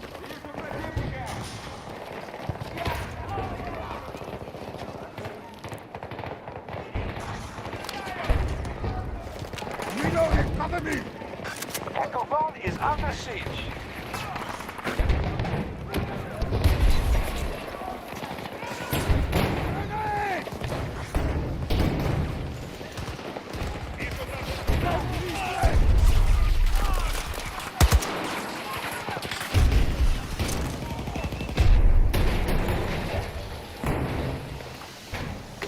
Don't feel chaos.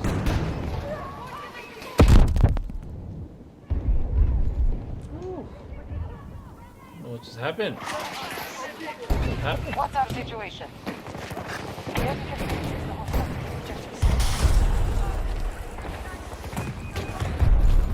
U.S. troops attacking Echo Bone.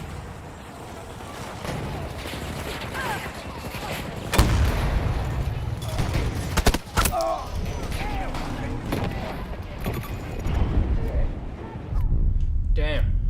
Okay. That was tough. That's tough.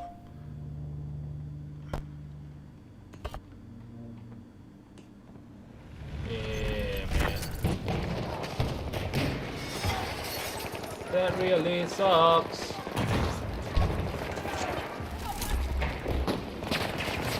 Anything. Occupied Alpha sector.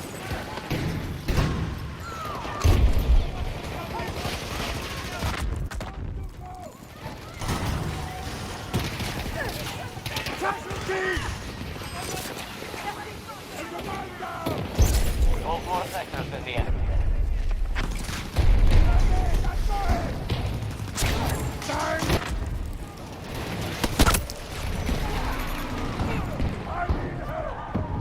Any of you revive? Oh, you fucking reviving? Yes, yes. Hell yeah, dude. Man, how are they like throwing bombs left and right? I'm just gonna go down here. This fucking no way. Oh, they all down here too. Damn, that's crazy. All right, there's no point in getting stuck there. We need to like plan. Let's plan. This map is garbage. Absolute proper garbage. We have control of Bravo sector.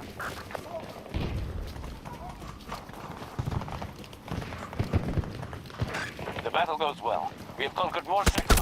Oh shit. So like a second late, man. Second late. Yeah. The only way is to keep it here.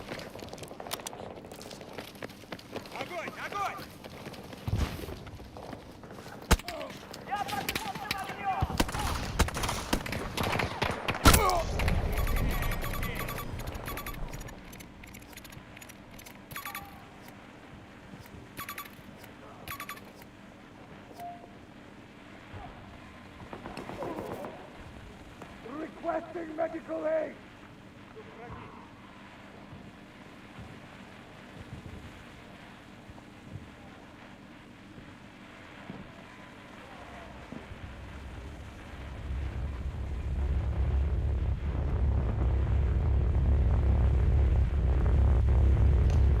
Oh, fuck yeah. Thanks, bro. Many thanks! Sentry deployed!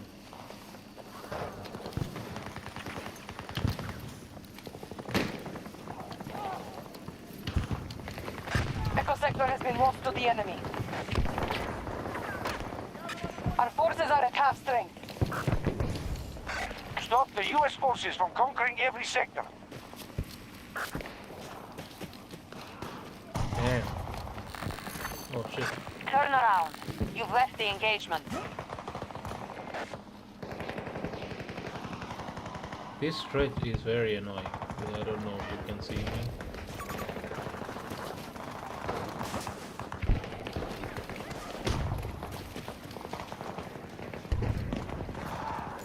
Okay, okay. I think we're good.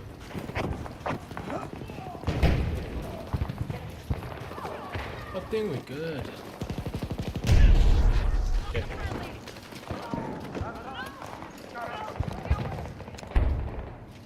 What's up there?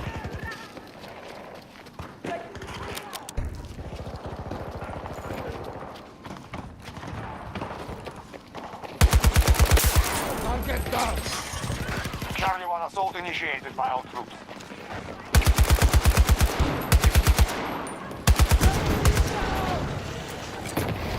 Have a granada!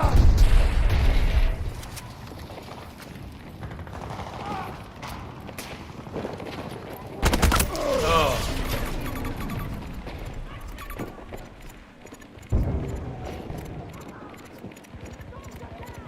Bro, I was just tagging.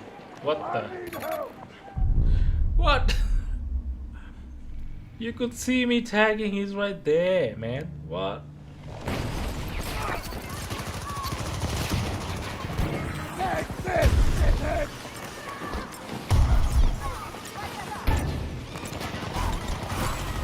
Delta sector is ours. Hostile activity at one of our objectives. Grenade out!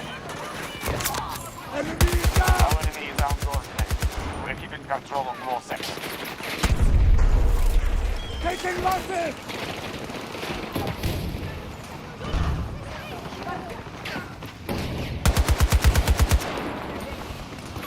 Hostile plane! Oh. Bro.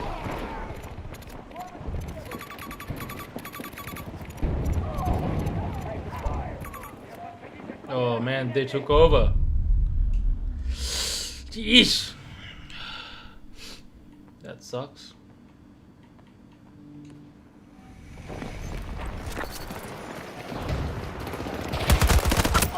Have lost Delta 1. That's bullshit. I just spawned there, dude. Delta sector has been seized by hostiles. Yes. The enemy holds the majority of sectors. Enemy does hold the majority, which is very annoying.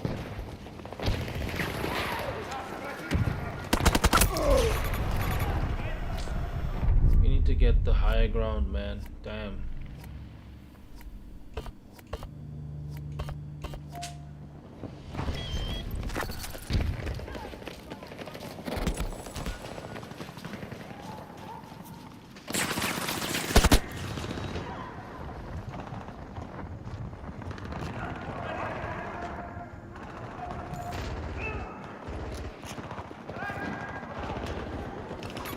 Danger!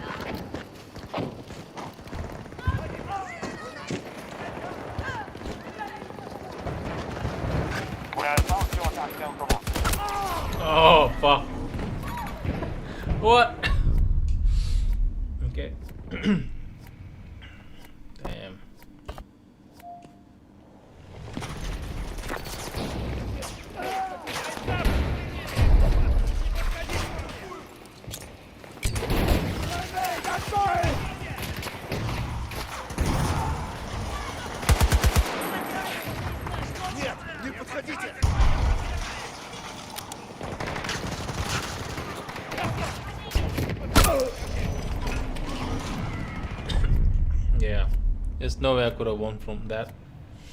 That is not possible. This is like that's born, man. There's no other way to. Oh. Shit. Dude. That's great.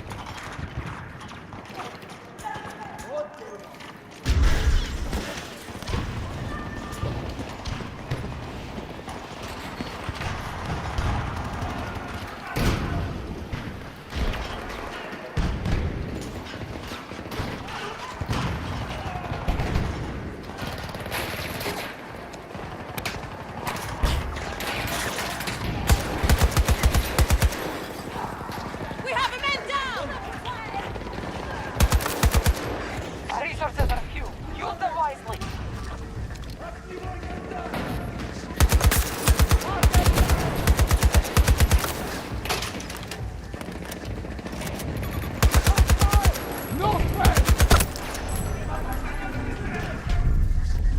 Yeah. Damn. This is like you're like really like strapped here, man.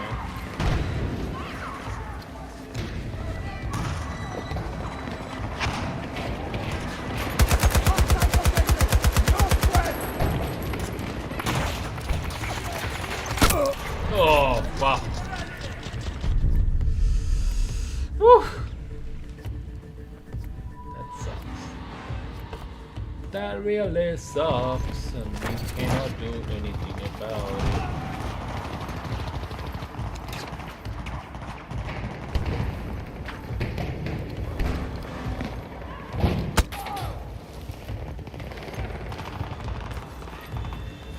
Good to go!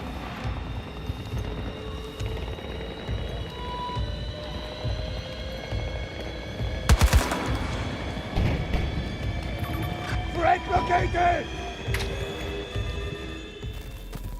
American forces have won this battle.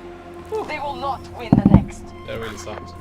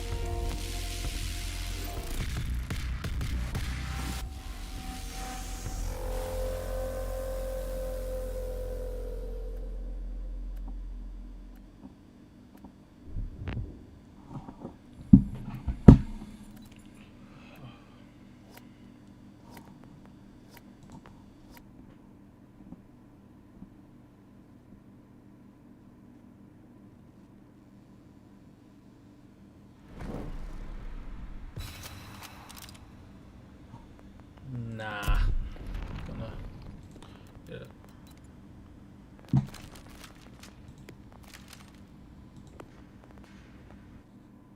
Whoa. A lot of people on this, man. Doesn't even take that long to go into the next match.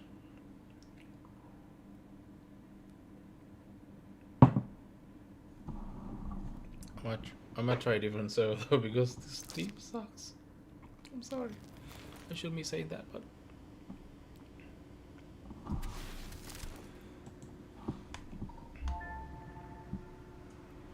here we go. Actually wanna. Oh, I have unlocked this one. High priority intel has come out of a supposedly abandoned facility in Czechia. Eastern forces have been using the tracks to funnel heavy armor to their front line. Someone screwed up. A wayward signal gave us exact coordinates. We're gonna hit that place hard and fast. Clear them out of there, notepads. Any surplus armor on the ground is yours. Command out. Crescent X6, APLS. G4 TGM Special Armor Hunter LMG.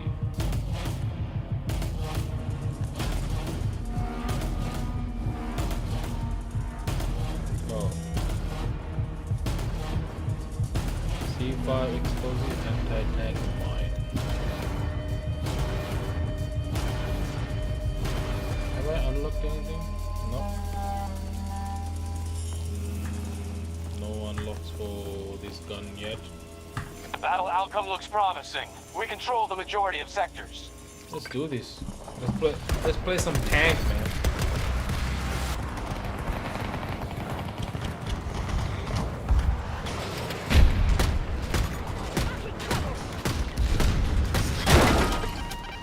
The enemy is in control of Charlie 2.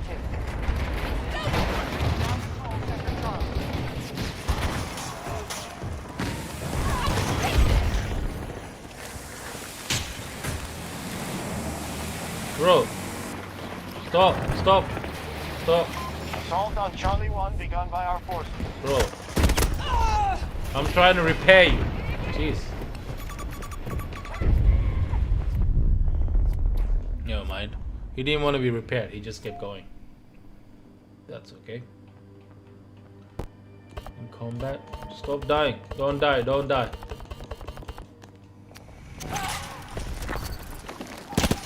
Oh, fuck. I spawned at the wrong time. We both died for no freaking reason. 50 meters away from my position. Okay, that's good shit.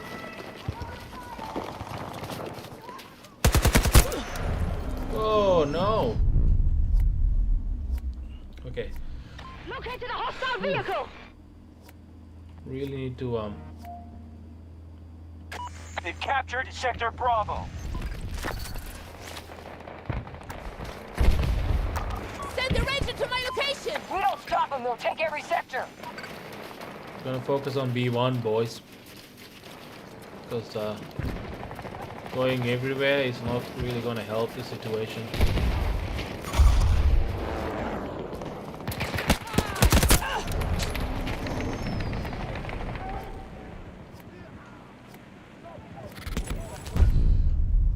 Why am I the squad leader? I keep dying here, bro. Stop it. Stop it. Stop it. Stop it. Move in. Take the point. We're with you, squad leader.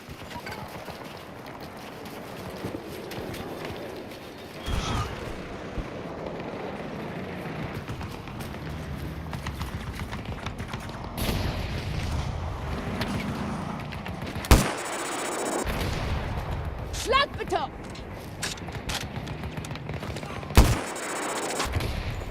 Right on target.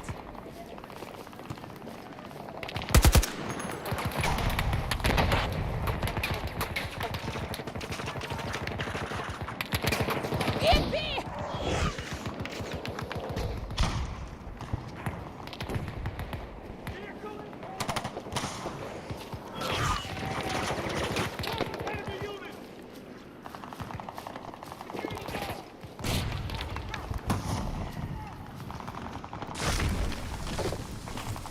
Oh, fucking hell.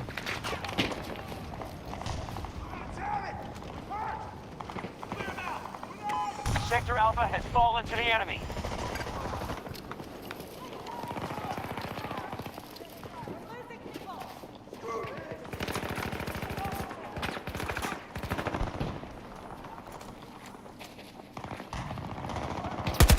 Supplies received. Package ready to go.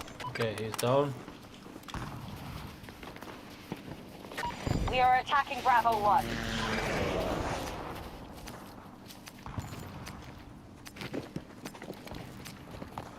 Update. We got problems. Russians grabbed up territory fast.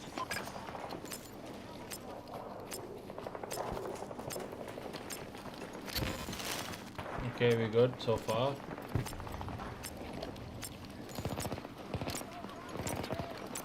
Sector Echo just fell to the enemy. Keep us updated.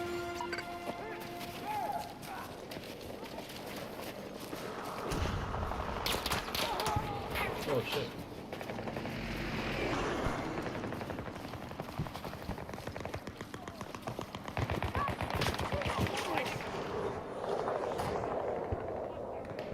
They're coming from somewhere.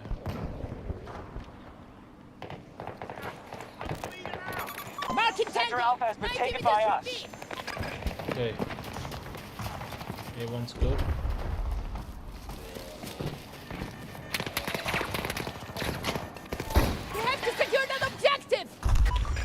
squad leader.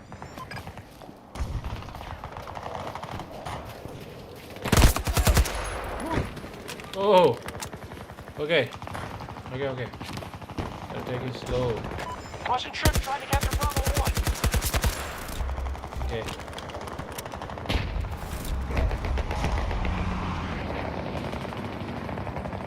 Bro, going head on. Or why? Why? Stand down! Well, how did you not see that guy? He's right there.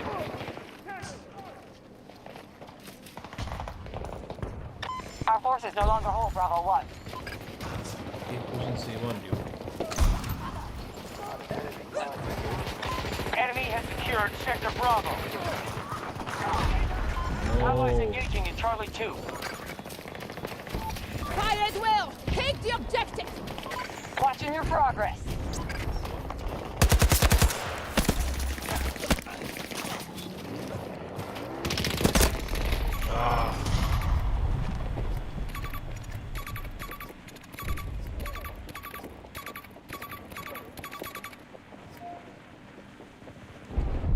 That sucks, man. Come on. It's like right next to it. No vehicles. Requesting a ranger drop! Got it. Stay in contact. Our reserves are down by a quarter.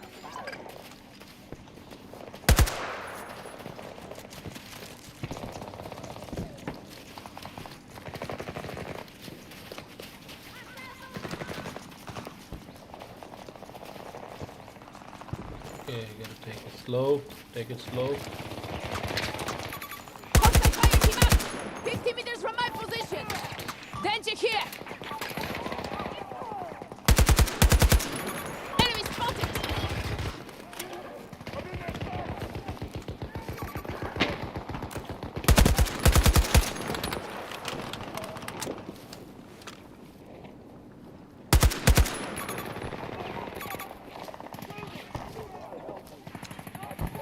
Oh! Cancel that message! Careful over here! 60 meters out from me! Sector Alpha has been taken by the enemy. Watch out! Throwing grenade!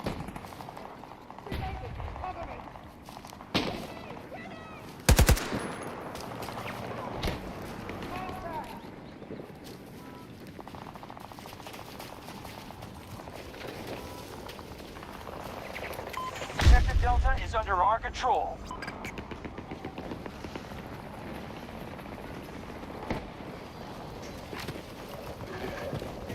Bravo 1 assault initiated by our troops.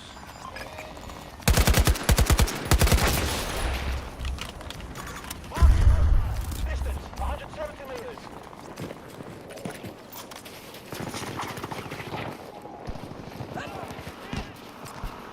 Enemy close.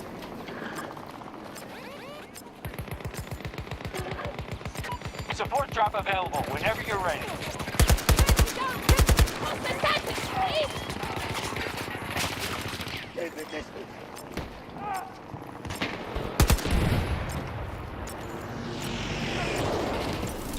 Someone help me out! Taking control of Sector Bravo. Bravo 1 is under attack. Okay, keep going. We control more sectors than the enemy, but this battle is far from over.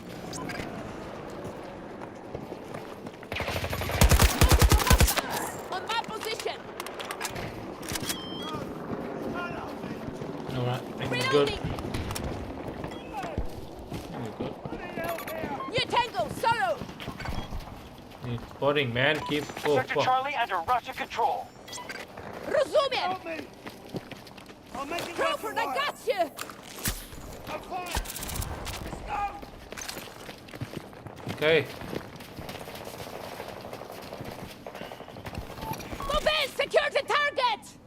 Watching your progress. Contact! East! Grenade out! Countdown!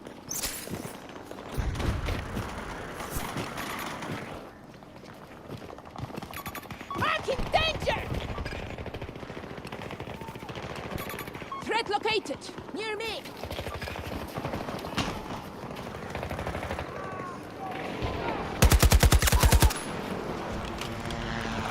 the same guy?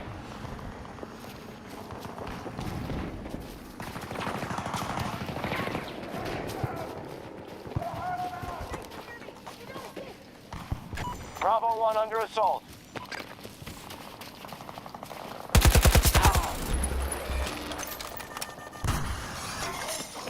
Oh.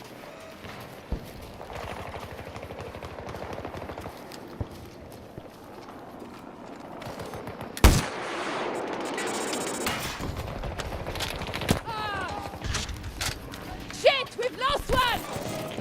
They've captured Sector Charlie.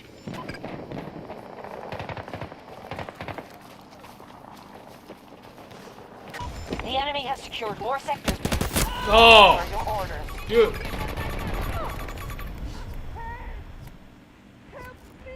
Come on. I'm just gonna stick on and defend here, man. There's no point.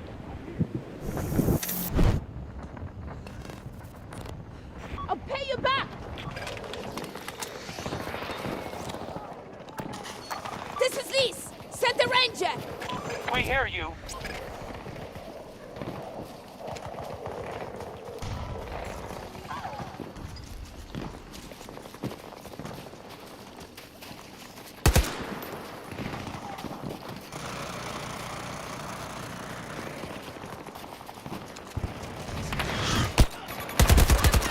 East!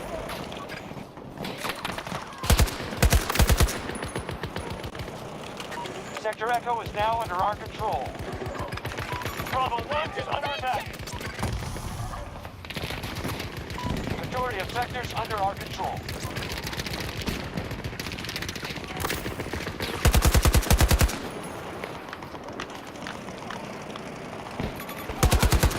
Meters from my position! Sector Delta is now ours.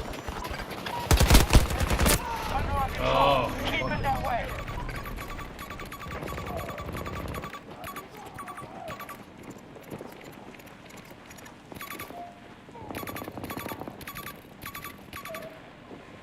Not good.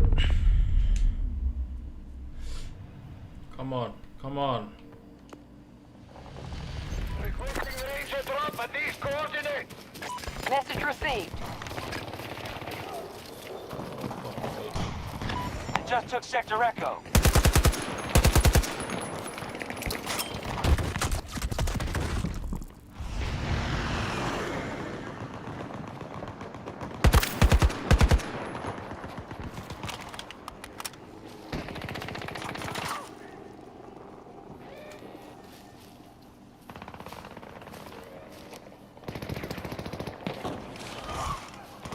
Playing dirty.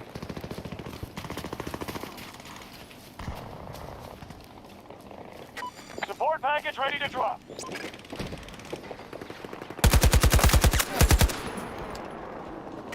Sector Charlie is ours.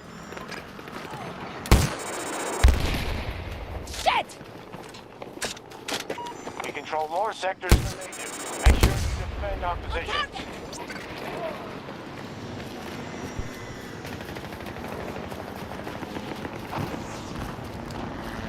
They've occupied Sector Delta.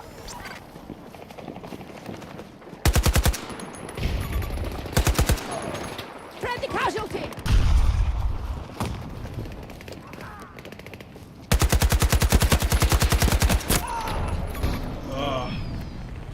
It's way too many. Way too many there, man.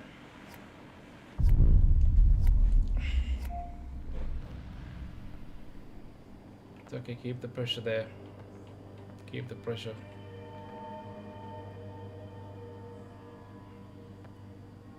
This is not gonna be a match that we can win.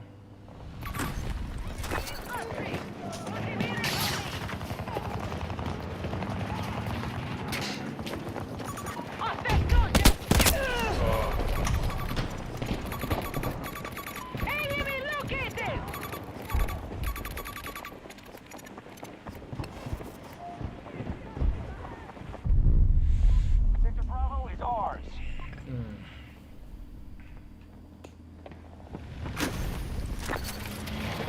We have majority control of the sectors.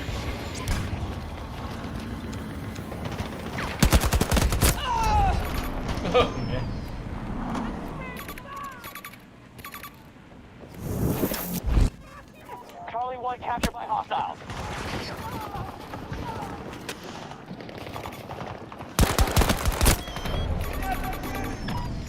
Ranger. We're at half strength.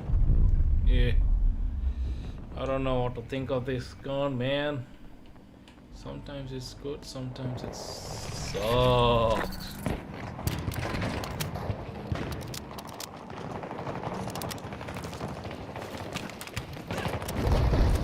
Allies are securing objective Charlie 1.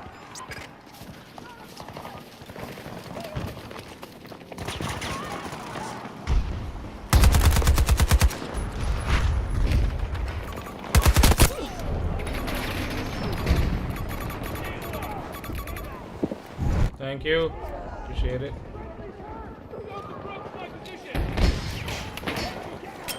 Grenade down! Grenade down!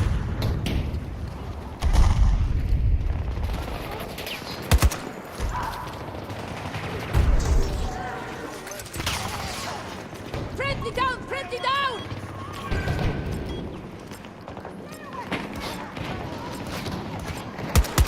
Russians attacking Charlie 2.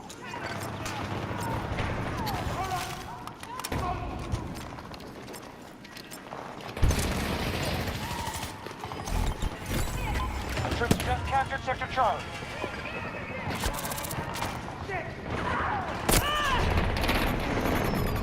We've conquered more sectors than they have. Keep going. Reloading! We've lost control of an objective. Charlie 2 targeted. Begin the assault. We've captured Sector Charlie. Yeah. No.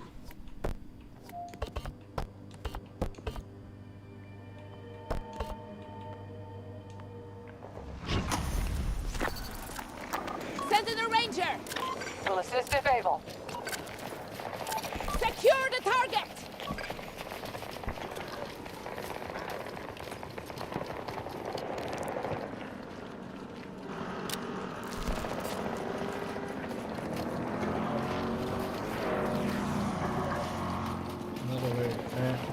Not a big fan of these guns.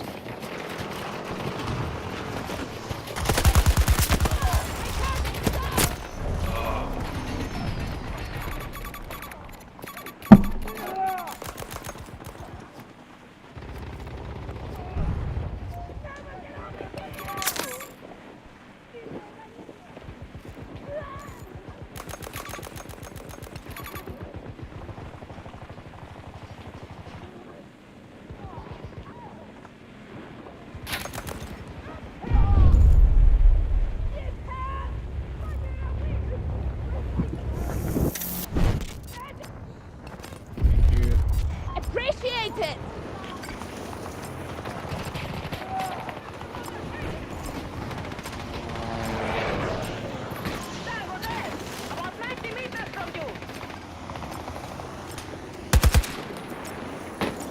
They took Sector Charlie.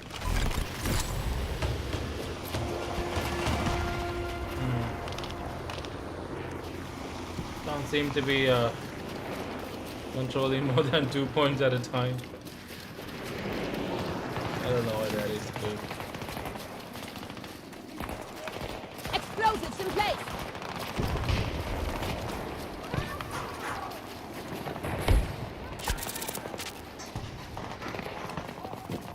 Fire at will! Take the objective! Watching your progress.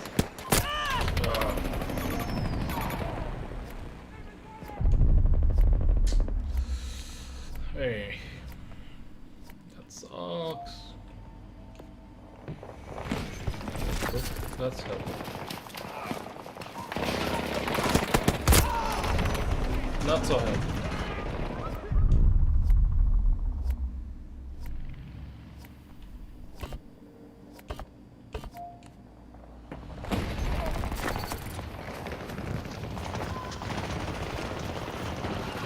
Move it! Take the point! Located. What's over here? Due east!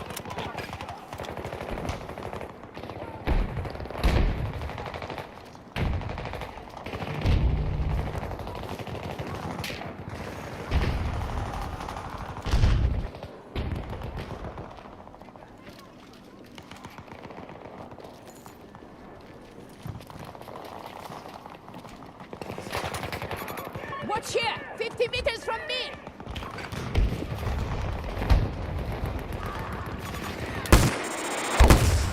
Reloading weapon! Pierdolę! Missile on target! We now have Sector Delta under our control. Exploding trap! We now hold more sectors than they do. Good work. Do we? Damn, okay.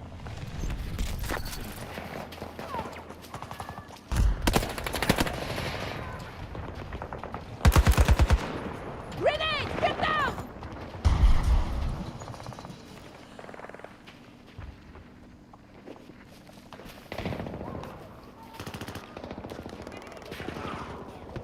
We are initiating an attack on Charlie 1.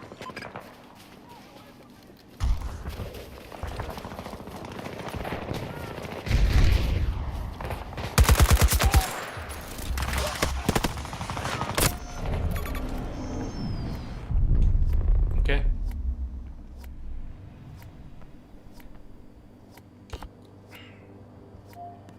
Russian territory everywhere. We have... Oh, fuck. No. Damn it. Why you spawned right next to a tank, man?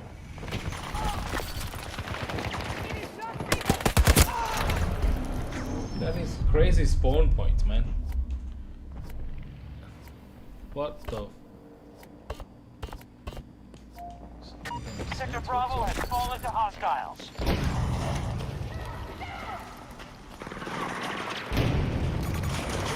Our strategy isn't working. They now control more sectors than us.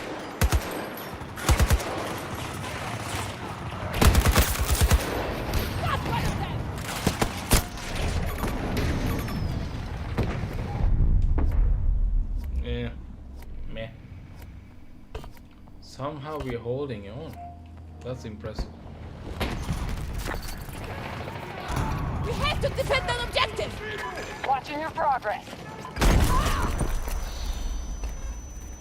Can you spawn me anywhere else? My god. Stuck right in the fucking middle of it. Crazy.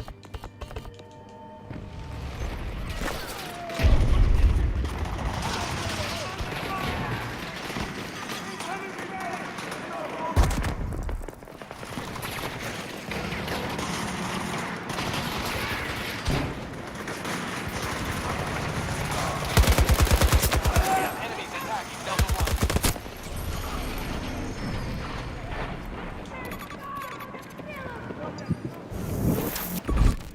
Danger!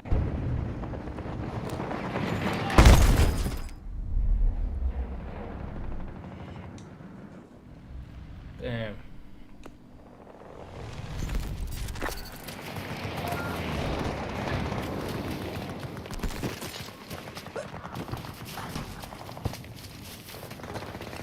Hold the line here! We'll monitor you from here. Marking Tango, 50 meters away from me. Found a Tango. Bro, I was.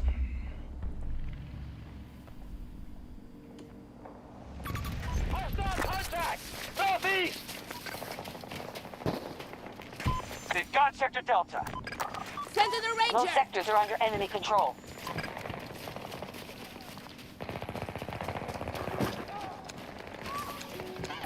Contact, east.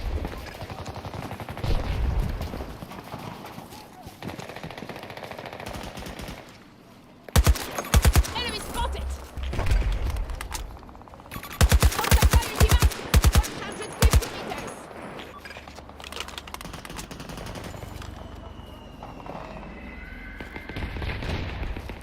Okay, we good. We have locked down Sector Bravo.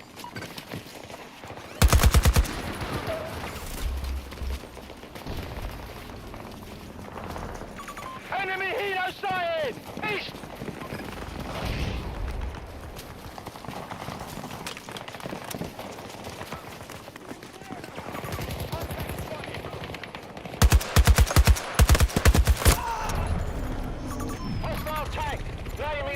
me. Anyone revive? No one's gonna revive me. Okay. Can you revive me? Our enemy just conquered Sector Delta. Doesn't matter anyway. My god, look at that. Woo. Lose by losing all the points.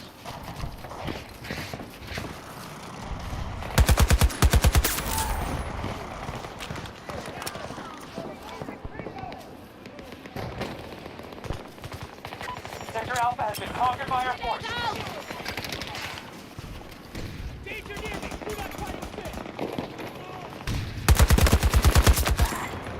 Reloading weapon!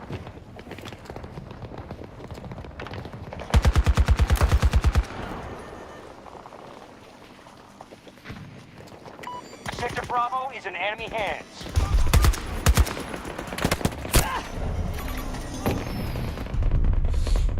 No. There's no way, man. No way.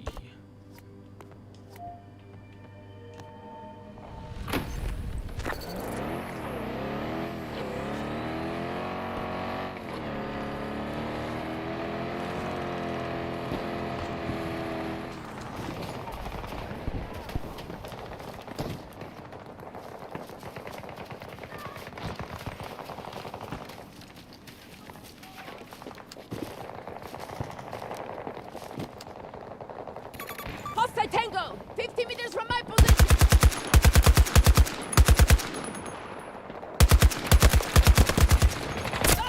Oh no. That was so bad. What the heck? What in the world? Not much left to fight with. One last push. Shit! We've lost one!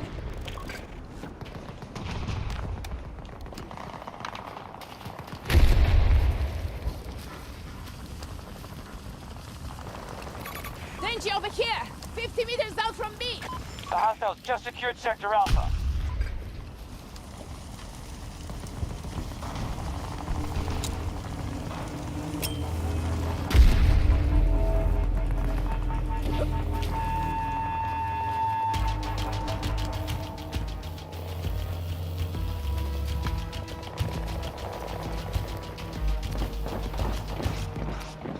We are engaging at Bravo 1.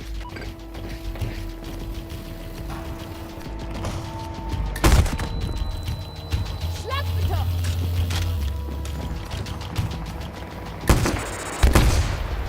Solid hit!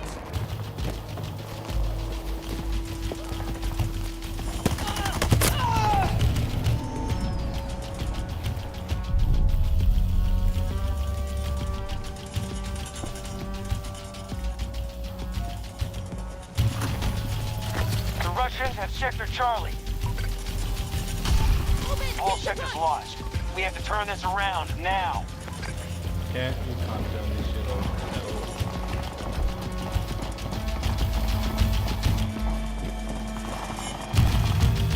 Crescent X6, is hacking encouraged?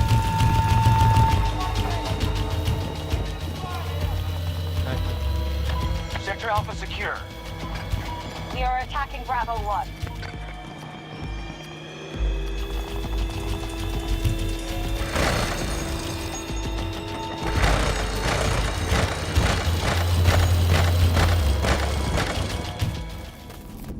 Squads retreat. Battle's done. XX_Bundy_Bear_XX, ask the fuck hashtag hacker. Dude, I gotta turn off this comment thing. How do I need to turn that off? That's so annoying. Anyway, that went as well as I expected. So bad. Anyway. A_Campy, imagine hack this.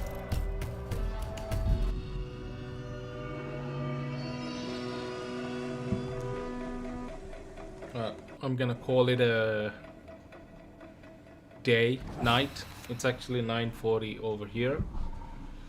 Battle pass rewards.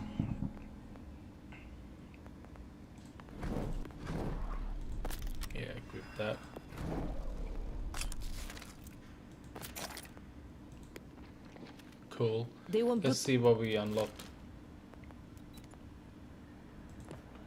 Very nice. Very good. Let's equip that, why not? Alright, anyway, that's cool, that's good enough. I will be streaming more of this tomorrow on the other black vertical platform with the musical note. So if you want to tune in and have fun together, tune in there. If you want to squad up, join me on Discord, and we can play together. We can, you know, schedule time, whatnot. Thank you for tuning in today, and I shall see you guys when I see you next. Have a good night. Alright, tried the paradigm. The underdog's logging off. Baby! Thanks for hanging out for laughs, memes, and gaming clout. Even if I tripped, lost, or failed, you stuck around and that prevailed. We checked trailers, spilled the tea, mispronounced a game or three. Call of Duty fails, oh that's me, but the chat laughed along, pure victory. Grab your snacks, hydrate up, don't fall asleep. I'll be back soon with news to peep. The underdog may stumble, trip, or rage, but you're the legends who fill my stage. Grab your snacks, hydrate up, don't fall asleep. I'll be back soon with news to peep. The underdog may stumble, trip, or rage, but you're the legends who fill my stage. Attention chat, Jaybeazt is officially signing off. He may try to explain the plot of a game he hasn't played, argue with NPCs about story choices, or get stuck in the tutorial forever. And if someone says something wild in chat, he might go, "Oh mate, don't say that!" Thanks for surviving the chaos, laughing at my fails, and pretending my Call of Duty aim is fine. Catch you next time, same underdog energy, less chaos, maybe.